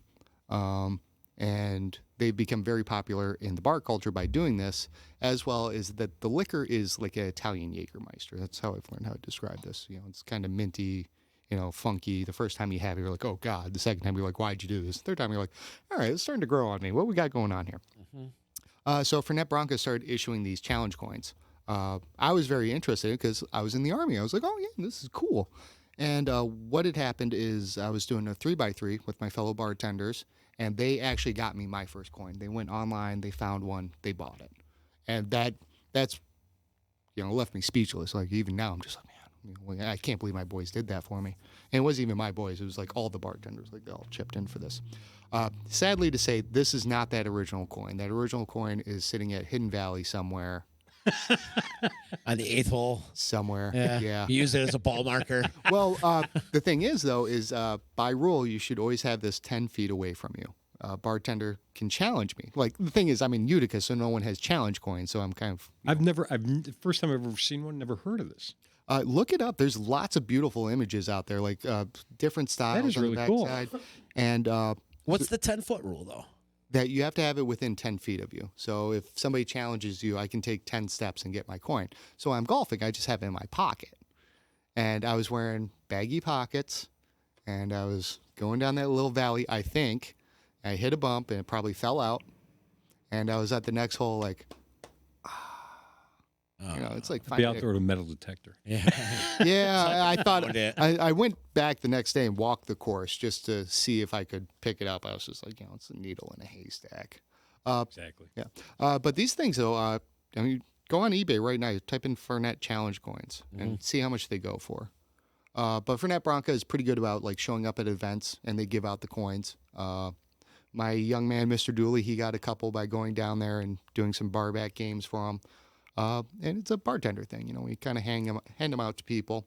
I'm just very glad that my friends got it for me. Like, it's not anything I could buy for yourself. If you bought it for yourself, that's pretty cool. Yeah, if you buy it for yourself, it's like, Great story. you know, you're kind of being kind of chintzy there. But Dave saying, according to most common stories, challenge coins originated during World War I. College guy who was a pilot and he was captured. And that's how it. Yeah, that's what He was captured. He was captured. Yeah. Really? Yeah. Cool. I have to dip into that a little bit. That sounds like a cool little story. Yeah. Oh, yeah. Could just be a story though. But I noticed some of the heavy Oh, this metal is bands. 170th anniversary. Can you believe that? That's so what's also interesting amazing. is that this is a pretty baller coin, right? Like, it's got thick. The one that I got from the boys, and this is not a knock on them, was thinner and lighter, like had ting to it. So I ordered this so I could trade it because I was like, well, I have my coin now. I can now trade with other people. I need a backup coin. And then I lost my other coin, and this guy fell in. There you go. But, like, I went out to Seattle. Not Seattle. I went out to Portland, Oregon, and I brought a Seattle coin with me that I had. And while I was out there, I met this guy named Ray, Tiki with Ray. He's got his own little podcast. You can imagine what he's talking about. And it happened to be his birthday. I was like, so, you like this stuff? He's like, yeah. I was like, it's your birthday? He's like, yeah. I'm like, and you're helping, the bartender, Tiki. He's like, yeah. I'm like, okay, here, take this coin with you, man. I don't know if I have the right to do that, but I did it. You did it. Right, yeah. Just like, yeah. There you are. Yeah. It was also funny. I bought my brother one just because he's my brother and I love him. And this is the same trip. I gave him his coin. And we were at a bar, and this girl was like, yeah, I'd really like one. He's like, oh, I can give her mine. I'm like, He's looking at me. He's like, Got to "Oh." earn those puppies. You don't just give those Yeah. things up. Well, it's also the one I got for my brother too, man. Like, Oh, yeah, like that's- listen, man. True. Hi, True. Frank. You want a drink? Frank, hey. Come on, sit down. Oh, I gotta go. All right. That was really good, though. That's Oh, good. Oh, it's It's all the absinthe he spilled Yeah. all over the place. Jesus, yeah. Smells good. It does. He's got a smile on his face. It's a good thing. Yeah, I'm a little tipsy, I think. We're going to take breathalyzers in a little bit. Alcohol. Yeah, I'm Yeah. having that kind of a day. So I found out about Fernet somehow, just bartender coin. Somehow I found out about it. Actually, you know what it was? Your wife came and got the mail, by the way. I've never ever heard of these coins. Yeah. This is the very first time here at the Dina. I've never heard of these. We had people that were working at the Stanley, I want to say, for a show, and they were there for like a couple weeks, and they were coming in and asking for Fernet, and I was like, I don't know what this stuff is, And we started carrying Amaro at Taylor and the Cook, which is a whole nother weird little thing. If you want to get into that on a different day, come down and have Amaro at Taylor and the Cook. It's great. And so I found it, and then I drank it. I'm like, wow, this stuff is like almost awful. But we're selling it. Yeah. Well, we won't sell this at Taylor and the Cook. People are 'cause drinking it. Yeah. Well, People are drinking it's it. very standard in large cities that a shot of Fernet Branca is a bartender's handshake. If a bartender is buying you a shot, it's probably going to be a shot Fernet Branca. What exactly is it, though? It's Italian Jägermeister. It's dark. It's herbal. It's 40 proof. You can have it to start a meal, end a meal. I always use the phrase decayed mint in the taste, which throws people off, but it's kind of what's there. Caramelly. Excuse me. But the official drink of Argentina is Fernet and Cola. Yeah. So if it's the official drink of a country, Road trip. yeah, they're doing something right. So I started drinking Fernet and Colas, and then I just started doing shots of Fernet, and then Nail Creek started carrying it, and then I started having my other bartender friends do this shot with me, and Is it popular over there? it's picking up. Is it? It's picking up. It makes me laugh when people order it. Like, I have kittens about it, just like, oh my God, I can't believe they're ordering it. Like, And you do shots of it, right? Yeah. It's the way to go. yeah. And how I heard about it is all these heavy metal bands I was working for, it was on the rider.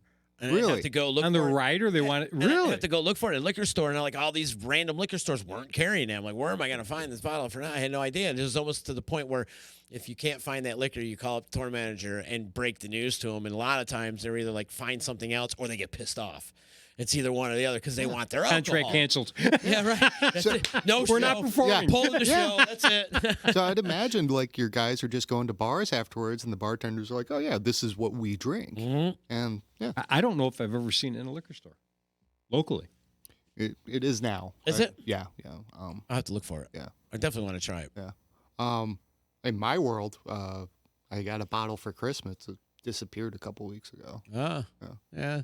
But it's a nice little starter, too. Like, it really pops your senses. Like, gets the, like, whoo, just did something. It's on the bucket list. Yeah, we gotta get it. try it. Gotta Next get time you're in here, we're drinking Fernet. All right. I'll bring the glasses. Week from tomorrow. The 13th. We got I got Friendly Sons next Thursday. No, it's Friday. It's Friday. Oh, Friday. Wow. I gotta tell Hardman you're not coming in now. Oh, it's hilarious though. How many cocktails do you? Well, it usually goes by weight, right? As far as like your blood alcohol level, right? Is that how it goes? Well, Yeah, that's a big part of it. in your yeah. BAC, you mean? Your BAC, yes. Yeah, your Yeah. definitely your weight, your fat content in your body that has a lot to do with it. Yeah. Tolerance, tolerance really. A lot of people think that the tolerance, I was just gonna ask. Them. the more you drink, it doesn't affect you. No, No, it's still going to affect your blood alcohol. Yeah, it gets in your blood alcohol, Your and that's what cognitive they're actually. will- Well, that's where you're intoxicated. You Yeah. start to drink alcohol, it gets into your bloodstream. Bloodstream gets up into your brain, and that's when you start getting all the signs of intoxication. And that's when you're intoxicated. Okay, then they measure how intoxicated are you by taking a breath sample, or the golden standard is a blood draw or a blood sample, and then you get a BAC. That's really how they determine it. How long does it take for the alcohol to get out of your system? Well, that's now you're talking about the rate of absorption versus the rate of elimination. Because when you start drinking alcohol, okay, you obviously start to absorb it. You start to absorb it. Your liver starts to, when it gets down to your liver, it starts to eliminate it. You absorb it a lot quicker than your liver will eliminate it. So that's why if you have repeated drinks within, a short period of time, you get the drunk feeling. You start to get intoxicated because your liver can't keep up with it. They say after you stop drinking, for every 45 minutes to an hour, you reduce it by 0.02.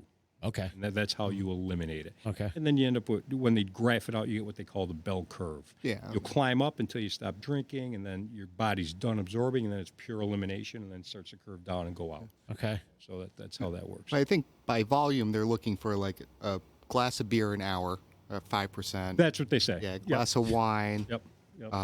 One cocktail. One shot of liquor in a cocktail. one shot of one like shot. so single vodka tall, but if it was that vodka short, Yep. might be a little bit different. Yep. I mean, but also all those are drinking it in 1 hour. So I mean, you can have a shot. This is all you're having for the hour. Yeah. Yep. And in theory, if you do that one drink, one shot, one whatever per hour, Yeah. you never get quote unquote intoxicated. Like a George Thorogood song. Exactly. But an hour, Yeah. you can't have all three in 1 hour. Yeah, But George wasn't drinking one in an hour. That's for damn sure. He was drinking one in a George minute. has never drank anything in 1 hour. But yeah, that's the whole theory behind the absorption and the elimination, and you absorb quicker than you eliminate, so you do get intoxicated if you continue to drink. Yeah. When the DWI laws first came out, what was like the 80s when that first happened? Maybe early 90s or something like that? Oh, geez, see, I don't know when they first came out. Do you know They've what- been in the books for a long time. Has it? I couldn't tell you exactly. How they enforced it. I mean, Yeah. I got to remember when I was a kid and we're going out sneaking into bars underage. Right. My God, if you got pulled over by the police back then, it's like, They'd bring you home. yeah, I know your father, I know your mother, I know your brother, I know your sister. Park that car, you idiot, get in there, I'm taking you home. It was a slap on the wrist, and you explain to your parents why your car's not in the driveway.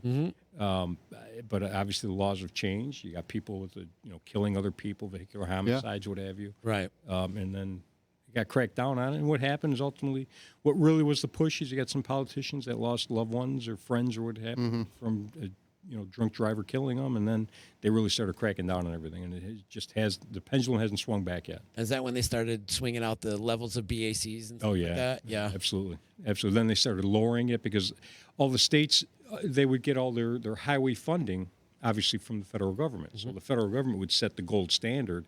And then when the feds want to lower it, if you want to, as a state, if you want to get your money for your roadways, you're going to drop your BAC level down from whatever, 0.01, most recently 0.01 to 0.08. Okay, if you didn't drop it to 0.08, well, okay, then fine. You're just not getting the funding for your roads. You explain that to all your, residents of your state. So obviously people are going to follow suit. And then just, what was it, maybe 4 or 5 months ago, there was a big push where they were talking about dropping it to 0.05, which hasn't passed. I mean, I don't think that will pass. Is that a half a shot an hour? Really? Essentially, think about it. yeah. And you got to remember, all of us without drinking right now, our body produces a certain level of alcohol, so you never know how sensitive the test could be. And listen, as we discussed last year, I don't put a lot of faith in the machines. I know a lot of juries do. They're passed by the state of New York, the Data Master, the Draeger. They are the golden standard. I'll fight all day long and say they are not the golden standard. You want to know what's in my blood? You're not going to tell me from my invisible breath. You take a sample of my blood, okay? And there's a procedure they follow to get a sample of your blood. They can ask you, you can consent to it, and then fine. You go ahead and you give a sample of your blood. They can get a warrant, and then they can compel the sample of your blood. So there's different procedures that they follow. How would they get a sample of your blood on the side of the road? You wouldn't be able to, would you? No. They well, it depends what jurisdiction you're in. Like and I learned this. I learned this down in New Orleans. It's a great 4 years ago, 5 years ago. It was a great case study. It was somebody in Texas pulled over DWI. The officer puts them up against the car, draws a sample of their blood. Okay, now Texas summertime, midsummer, average 100 degrees. 100 degrees. Yeah. Officer, it was the last arrest of the day. He's got a long weekend, takes that sample of blood, puts it in the blood draw kit. He's going to be smart. He puts it in the trunk of the car, okay, and then at the end of his shift, he'll bring it into the refrigerated area, maintain a chain of custody. Well, he got busy. He forgot to take that sample out of the trunk of the car. It sat in the car until he went back to work 3-4 days later. 110-degree heat. Boiled blood. Exactly. Exactly. Oh, I forgot to put that in there. And the attorneys that talked about that laid the whole story out, which is just how it all fermented and just everything was, the sample was just shot at that point. But New York State, they cannot do a forced drug. They have been talking about, getting officers trained to do it, but there's been no serious push for that. So that's just not the case. So now if there's going to be a blood draw, it's got to be done by somebody that's authorized by statute to draw your blood. And generally, you're talking a hospital, an RN, a phlebotomist, somebody that is educated and trained and follows the protocol to do that. Interesting. See, I didn't know that, and especially with the blood, because they make you do all these tests, and you got to walk the line, and of course they give you the breathalyzer and stuff like that. Well, you got the portable, the PBT, and then you got the chemical they call it, which is the machine that's back at the stations. That's they call the chemical test. And in the state of New York, the New York State Police use a dual testing system, the Draeger, where they pass a light beam. And this is the big fallacy, and I know every DA out there is going to hate me for this, but this is in a nutshell. All this breath sampling machines, okay, and we have two. The New York State Police use what's called the Draeger, and all the local municipalities use the machine called the Datamaster. Me and 3 or 4 friends of mine, we actually went down to Ohio. We are trained. We have the same training as all the police have on the Datamaster. Now it's the Datamaster DMT. And that is a breath testing machine, okay? They will always tell you that it's an instrument when the officers are testifying because they want everybody to have the connotation, the jury, that it's an instrument. What can go wrong with an instrument? What can go wrong with this instrument, this stir? Nothing can break in this, but it's not. It's a machine. It's a computer with all this electronics, computer programs. A lot can go wrong. Electronics, everything can go wrong with it. Right. What they do is they basically take a sample of your breath. They put it into what's called a sample chamber, which is a finite amount of air that they hold. One end of the sample chamber, they have the infrared light. They shoot a light beam across the sample chamber, goes through what's called a chopper wheel, hits its a meter, and it reads how much time it took to get from point A to point B. Okay, so if there's no alcohol in there, they know it's going to pass through that chamber at a finite period of time. Now you add alcohol in that. Alcohol gets attracted to this particular light. It takes longer to get from point A to point B. Then they extrapolate to that particular reading how much time it took, and they say, okay, this is what your BAC is. I say it's junk science. I was just going to say, how accurate is it? It's not. It's not, but the state legislature said this is a reliable system. It's been scientifically proven. It passes our legislature. It's good in the court of law. And a lot of people are convicted on that. Reliable isn't 100%, though. No, it's not. It's accuracy, right? It's a degree of accuracy, but how accurate is it? You never know. And they have to calibrate these things periodically. They have to, they got to maintain them properly. And it's great now because with the new discovery statutes that came into effect in January, the New York State Police are now putting all the maintenance calibration records for all the Draegers in the state of New York on the New York State Police website. So you could actually, you got to get the router or the and serial number. You know the serial, but there's a web address. I forgot to call it, IP address or whatever they call them. I'm not too good with the computers, but you put in your serial number of the machine, and then you will get a history of that machine. And I have a case right now that I'm fighting where there is a history. I think it's like 7-year history. Every single time they test that machine, there's major problems and major malfunctions with it. I'm like, really? Wait a minute, you're using a machine and you're convicting people on this? Yeah. Well, they say, well, no, we discovered the problem, we took care of it, and then we used it. I'm like, I don't think so. Let's take a look at the dates of these things, But now that's information that we had to fight like crazy to get before that now they're putting online. It's out there for... I thought that would just be out there in general. Like, this is a state machine or something, of course. When we're talking about the New York State Police, we're talking about the Draeger. There's, again, part of it is a computer component. They have a thing called an error logger. So whenever there's an error on the machine, okay, whatever the error could be, it's kept in the error logger. It's a separate computer file that they maintain that you can get for years and years. And I don't blame DAs themselves because they didn't know this. They're like, Longaretta, you don't know what the hell you're talking about. There's no such thing as an error logger. I'm like, yes, there is. Here's the manual. They're talking about error logger. I know how to read. What the hell are you guys telling me? But in one ear, out the other, okay? Because the DAs themselves have never seen it, okay? Last year, about year 2 months ago, by mistake, they send me the error logger list of all the errors in this machine. And I'm looking at the discovery. I'm like, oh, the thing that doesn't exist. They just gave it to me. So, of course, the letter went over to the DA. Hey, this is something you've told me for the past 25 years doesn't exist. You just produced it for me. What the hell is this? Mm-hmm. Oh, my God. It's the cat's out of the bag now. So now we're always demanding that. But with the new discovery, they got to turn all this stuff over to us. So they do have that with the Dragers. They don't have that with the Data Masters. Again, Draeger is a dual fuel testing.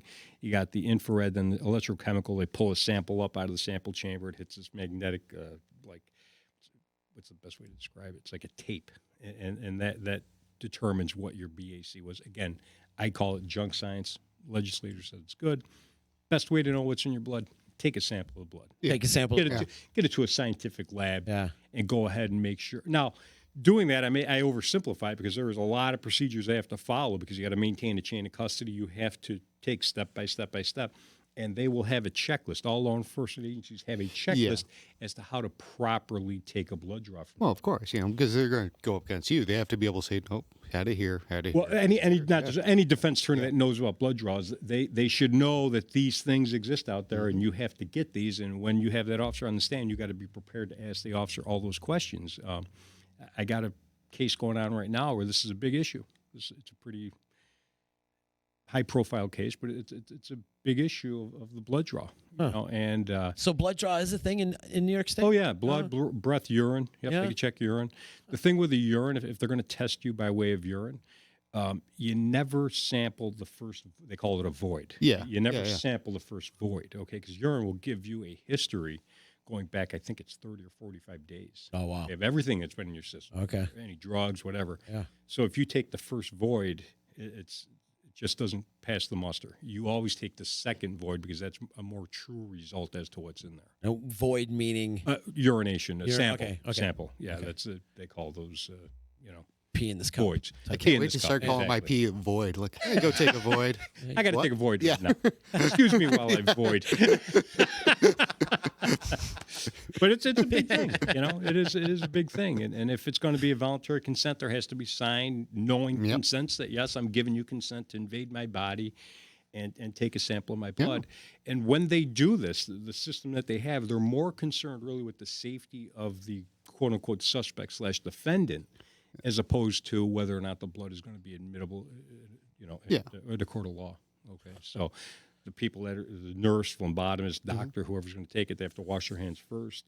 They have to put the gloves on next. They have to prep the site properly. You can't have any alcohol base on the prep site. You got to put the band around the arm. You got to draw it properly. It has to be a certain test tube with a certain colored top for forensic purposes. They're in all blood draw kits. They have to have gauze, and you tape it. Then there's anticoagulants that are in these pre-prepared test tubes. You have to actually tip the tubes over a certain number of times. Wow. And that's to make sure that the blood in there, all this anticoagulation gets into the blood. You can't shake it violently back and forth because that could actually break the blood cells apart, and that could screw up your test. It's very, very technical, and it's step by step. It should be, It is, right? yeah, because that is quote unquote the gold standard, and you got to make sure it's right. It's going to be used against somebody to get a conviction. Mm-hmm.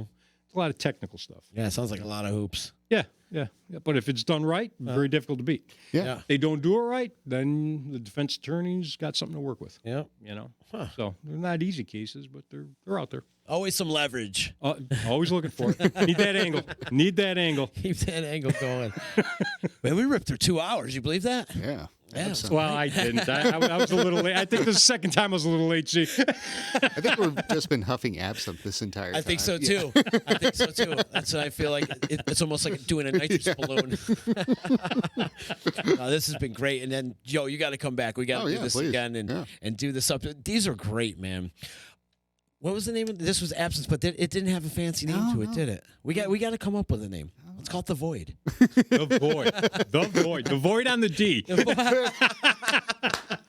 I love it. Z, we can set you up with the absinthe dripper. Put a lot of cold water in it. You can just turn it. You'll never see me again. Can you buy these, Joe? Where can you get these? I've never, ever seen this. New Orleans, I've never seen this. Customer brought them in for me. He only brought me one. I'm sure you can find them online. Like personal absinthe dripper, I guess, would do it. Personal absinthe dripper. Yeah, single absinthe dripper. I like it. Interesting. Yeah. Is that in the bottle right there? Is that the... This? Yeah. No, this is Peychaud's Bitters. That's bitters. Okay. Yeah. That was the other one that actually, Joe. I got to be honest with you. The other one, I took a sip. I had to put it down. it's It all wasn't. right. That wasn't my taste. Yeah. It was a little strong. It was very strong, very strong. But I was totally into that absinthe drink. Really, Yeah, really it good. worked out well, right? That's something I could drink on a hot summer day Oh yeah. in the backyard, just chilling. Even over ice too. You know, Yeah. Collins glass. Yeah. Excellent, man. It's always an education when you bring Joe here, isn't it? I love it. I do. I love it. I Yeah. learned so much. Plug Taylor and the Cook and where people can find you if they're interested in trying all your delicious mixology. How do they find you? Certainly, come visit us at the Taylor and the Cook Wednesday through Saturday. Dinner services from 5 to 9:30. If you make a reservation or if you like walking in, please join us at the bar beforehand. We'll be more than happy to take care of you. With that in mind, though, the bar does open at 4 o'clock. So if you just need a drink, stop on in. Myself, Patrick Dooley, Todd Jackson, and Doug Marchese will be more than happy to take care of you. I tell everybody because I'm working at the Stanley all the time. We get a lot of people coming in and out from out of town, and they're always asking great places to eat. Taylor and the Cook is right at the top of my list every time. Always appreciate it. Every time, man. And you guys kill Great it over food. there. Great food, great drink. Great food, Yep. great drink. I mean, national recognition. It's Oh, that's awesome, right. man. That's right, yes. So many times they've gotten national recognition too, not just one Crazy. or two. It's been Killer fillets. When I was there, I saw you, Joe. Oh my God, it was at my anniversary, as a matter of fact. Yeah. Oh, yeah? Joe hooked us up with a drink. Yep. did they? Just the fillet was just killer. Oh, What'd you drink? what I did I? don't remember. You don't remember? Mac McKellen, wasn't it? I think it was. Yeah. because you guys had that. Yeah. McAllen 12. I knew it was a Scotch. I just forgot Yeah. what kind, but yeah, you're right. The go-to. Because you don't see it. Do you see that a lot? I don't see it a lot in bars. I really don't. No, but I think it's because of the dollar point. You know, Yeah, I mean, we charge a premium price and it's up there, but You have to. know, I can also see like I don't know, like Nail Creek. It would be like oh, actually they might have it in Nail Creek now that I think about it, but I think it just scares some people. You know, Yeah, you yeah. know, That's true. that's how it goes. You know, but It's on the upper end a little bit. Yeah. yeah, Well, It's not the level of blue, but it's definitely climbing. yeah. You know, the past few years, it's climbed. But that's something you're paying for what you get. You Yeah, know, that true. You're I paying agree. for I- a good glass of scotch. Without question. Without question. With all this growth going on in town right now, it just increased the food and drink culture too. Even though we yeah. have such a rich food culture already, Yeah. it's going to be even more rich when people are starting to move to town and industries coming and stuff like that. So it's good to see, man. You're always going to be teaching and educating and doing your thing. But if you do teach a class, let us know. Oh, yeah. Maybe you should do Sign me up. a Yeah. live podcast here. Right there, we got We'll a get bar like ready for you. No, I'll be the first If you student. want to, I'll be your guinea pig. I bet you I could do an hour on a Manhattan. Like, we In could get- 1 hour on a Manhattan. yeah. Yeah. Like I could teach 5 people Manhattan, and we could do a lot of funky things in that. Hmm. Like we do like 4 or 5 people. We'll set them up, make it easy so they can make their own drink. Call an Uber. Yeah. Exactly. Well, that's the thing about the DUIs, man. Like we're in a day and age of technology. Like I understand, having that 2 beers in 2 hours you get pulled over type of thing, but we're in a day and age. Hey, if you're going out. Pick up your phone. Everybody has a phone. There's no Everybody reason- has a phone. right. There's no reason for it. No, Exactly. there's not. There's no reason. Also, I think at this point, like I don't know, it might just be me and my friends, but if we see somebody drunk, they can't get home. We're like, yeah, we'll get you an Uber. Uh-huh. What's it gonna cost? $8, whatever. Exactly. Yeah. Yep. Yeah. Everyone wants to be safe. Yeah. Everybody wants to be safe. Dave, plug your stuff too. Plug everything you got going on. How people get a hold of you if they need legal advice or Any legal advice? I'm right in Utica, 298 Genesee Street. It's law offices of David Longaretta, PLLC. General practice of law. We do an awful lot of criminal defense. We do a lot of personal injury work. Got a great friendly staff. We have a fantastic coffee pot. Come on down and a cup of coffee, cold water. Can't match what Joe has, but we do all right. But Yeah, yeah, no, coffee. it's a general practice law. Our telephone number is 315-735-6162, and the website is dlongarettalaw@gmail. Mm-hmm. And yeah, we're been Utica based with my dad for 65 years. Yeah. Wow. Yeah. Been here for a while. Amazing. Yeah. Amazing. Knock on wood's been good. Did you always want to be a lawyer growing up? No. No? Actually, I wanted to be a pharmacist. Did you? I wanted to be a pharmacist, and I think I was probably 13, 14 years old. My dad pulled me aside and said, "You want to be a lawyer?" I'm like, I don't know, Dad. He says, "No, you want to be a lawyer." I guess he saw something in me, getting up there, a little showmanship in a Yeah. courtroom type thing. He's like, "That's what you need to do." And so I took his advice and followed his footsteps, and he taught me an awful lot along the way. And knock on wood, we've been doing pretty good. For 65 years. Yeah. Amazing. Well, I appreciate everything you do for me around Oh, my here, God, man. it's my honor. For Pleasure. years and years, this guy's been bailing me out of trouble. Literally bailing me out. We do a whole podcast on that. Listen, the good news is with the new laws, the bail, and unless it's a violent felony, Yeah. we're in good shape. Get right down to split. Oh, this has been awesome. And we're going to come back and do this again and take breathalyzers. And the last time was great. We had so much fun. Stacy's still talking about that time. Like, that was so much fun. We Have had a great Stacy old come time. back because we got the machine lined up. Okay. We're good to go with that. Okay. I spoke to Stacy Scotty, who's an assistant district attorney with the United County District Attorney's Office. She was running up through Scott McNamara. I got to give her a call, make sure she's on board. Okay. And I'm trying to get somebody from law enforcement because see what we're going to do. We're gonna walk the line. We want you to do the standardized field sobriety test and see how Z does. I'll fail it sober. Balance? I can't. I have Touch zero my balance. nose? In fact, they're designed. Nobody knows this. They're designed to make you fail. Of course. They are. They are. Yeah. Oh yeah. Well, see, and here it is right here too. Is like sober. My balance is totally off. Like if I walk the treadmill every morning, I have to hold on. If I don't hold on, then I'm kind of off a little bit. By the way, I'm doing the treadmill challenge tomorrow morning, 9:00 at Utica College for the Heart Association.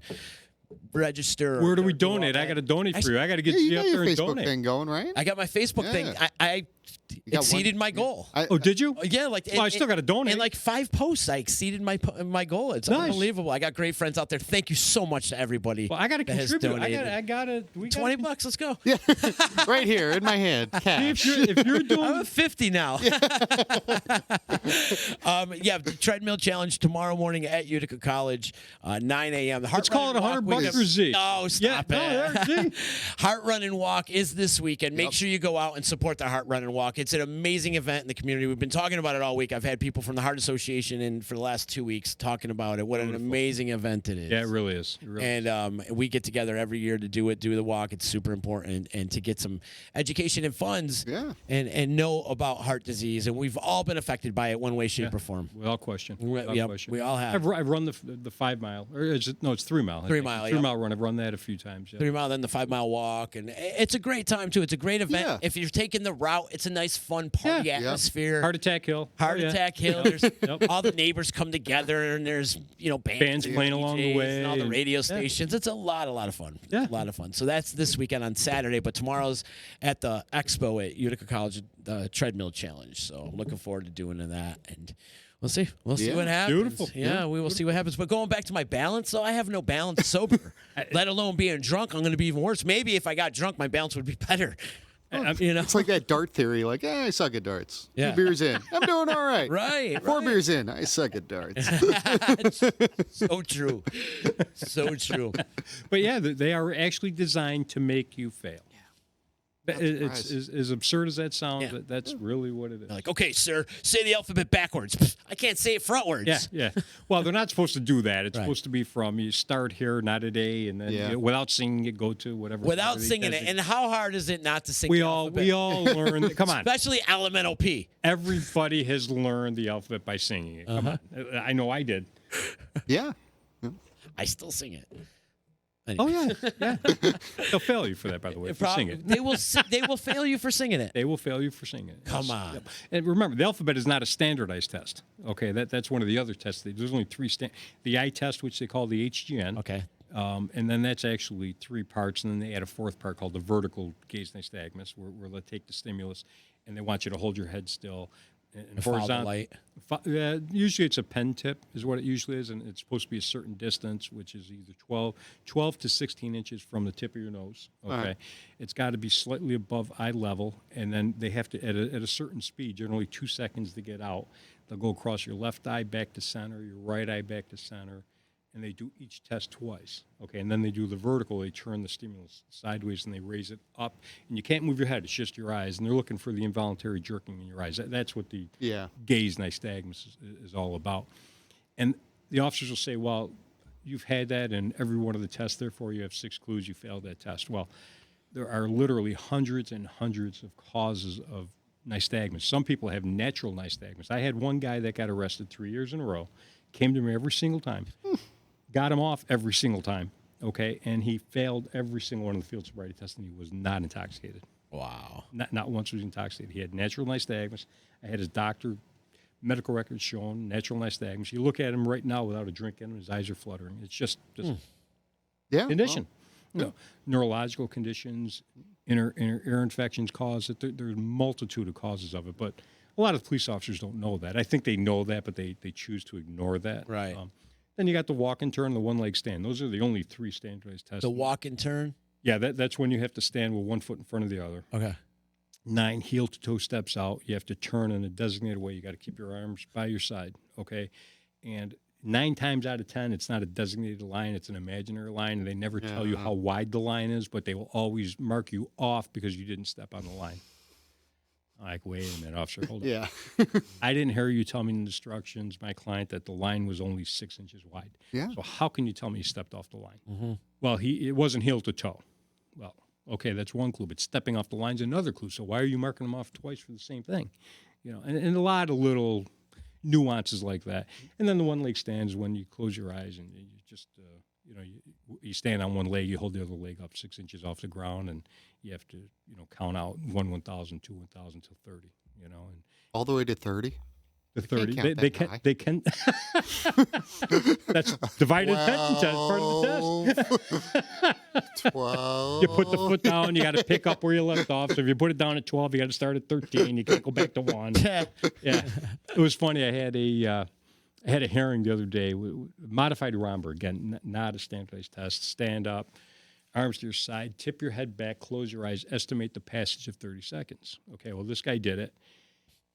Didn't wobble, didn't sway, didn't move his arms, head tipped back for 90 seconds. So the officer's like, I failed him on the test. I'm like, why did you fail him, officer? He says, well, he went longer than 30 seconds. I'm like, well, where in the instructions did you say if you go over 30 seconds, it's a failure? Well, I didn't tell him that. I said, so why are you failing for something he didn't know about? I said, in actuality, you told him, hold your head back there with your eyes closed, estimate 30 seconds. Yeah. And if he did that, he passed that test. Yes, he would have. So in actuality, he passed that test 3 times, didn't he? Because he did. He held his head back for 90 seconds. He wasn't passed out. Wasn't passed out. He wasn't meditating or anything. No. I don't know. I can't imagine being in that situation, especially like even if. Well, you're like, nervous. Yeah, You're a nervous right? wreck. It's like, I mean, listen, there's only one person that's going to be arrested if you fail, and it's going to be you if you're the suspect. Yeah. The officer's not getting arrested. So obviously you're nervous. You're shaky. Mm-hmm. Winter time, you're out there, you're cold, you're freezing, you probably don't have a proper coat on. So they're tough tests. Aren't they documented now, though? A lot of these policemen have cameras on them, or are these A lot cams? of departments have body cams, so Okay. now we can get the body camera footage. Yeah. yeah, but they're generally right about their breast level. So Okay. you don't have but they're a lot better than nothing. Right. Okay, and they're a lot better than the departments that have the dash camera. And you can hear the audio on it too, right? You can hear the audio on Okay, it, so you can that's hear the absolutely correct. demeanor of the cop. Yes. Okay. Yep. Which is important. Yep, that usually doesn't come into evidence at the time of a hearing. They'll mute it, but you can certainly see it, and you can question the officer. The way I always do it is I watch all these things. A lot of people don't, which I think is dangerous not to.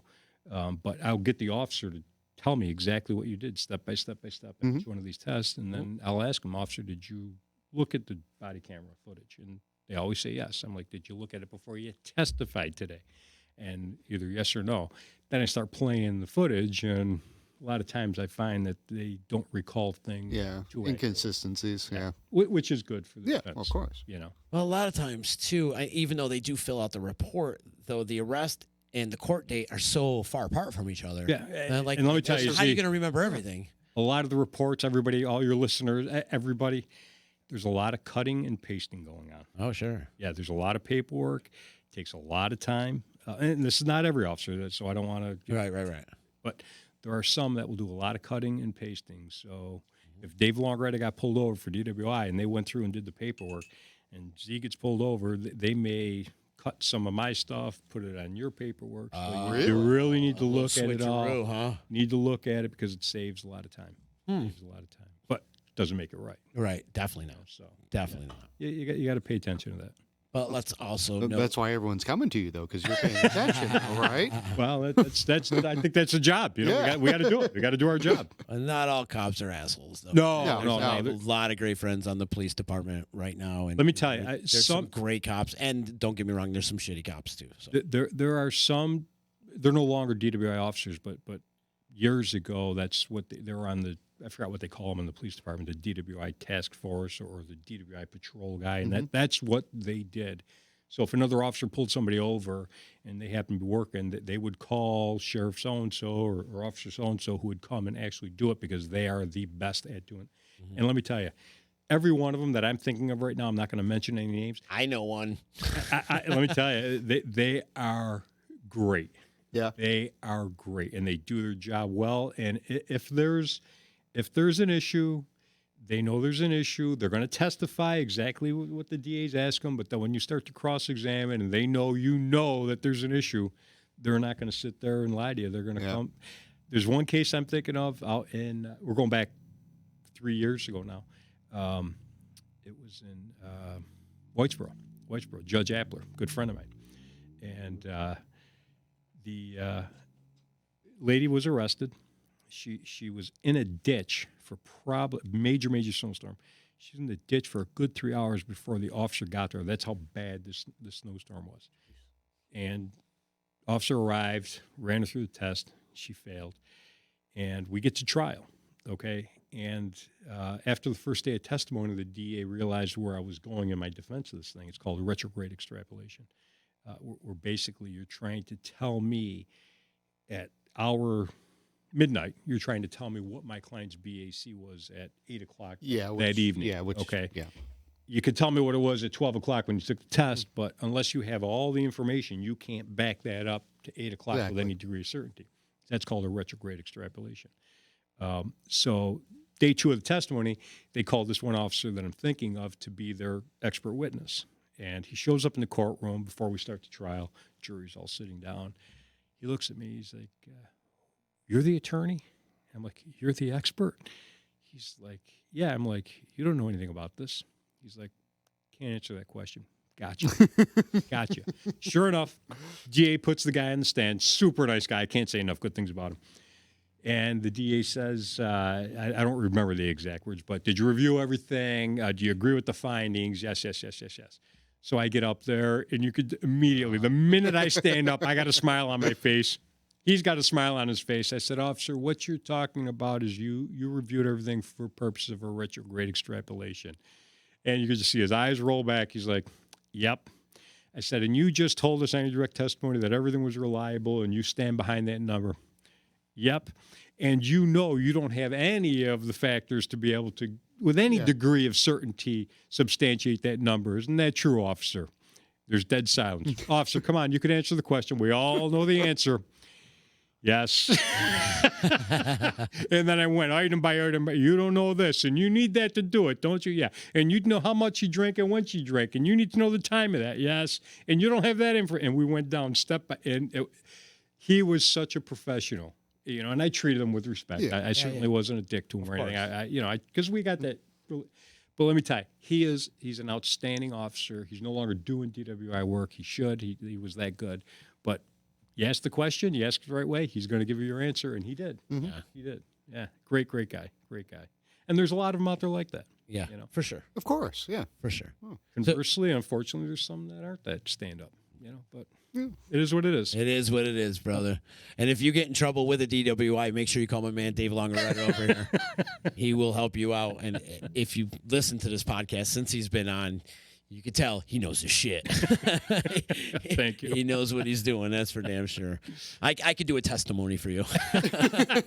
You're hired. Do it right in front of the green screen over here. But guys, thank you so much for coming in. This has been a lot of fun, and we'll do it again really soon. And so also before we do get out of here, I want to thank EJA Moving Services, Utica Hemp, Utica Coffee, and Saranac, of course, my good friends over at Saranac. Lots of great shows coming this summer. Oh yeah.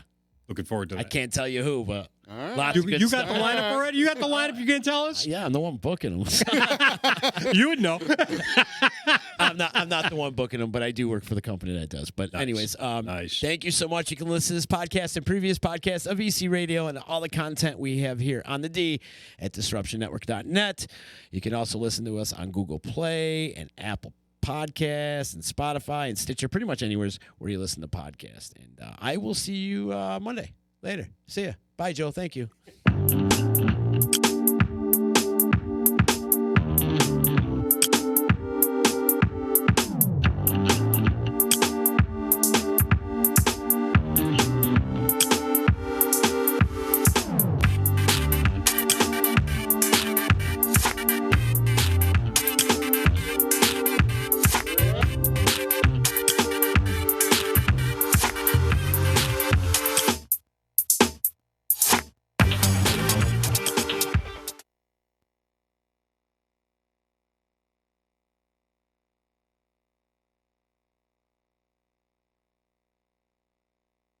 So you just bought your dream home, and now it's time to move. Let's face it, nobody likes to move. All the packing, unpacking, lifting, upstairs, downstairs, and broking everything, including your back. Let the professionals at EJA Moving Company take all the stress and pain out of your move. Competitively priced moving, relocation services, office moves, and complete packing and unpacking services. They work with everybody to make it simple and easy for you to move and relocate. Call EJA Moving Company at 315-335-0516. When it's time to relocate, have EJA Moving do all the work for you. Hit them up online, ejamoving.com. Want to know what's going on at the D? Hit up DisruptionNetwork.net and check out our events calendar. Find out about upcoming guests, special events, concerts, show schedules, community activities, and more. Get connected at DisruptionNetwork.net.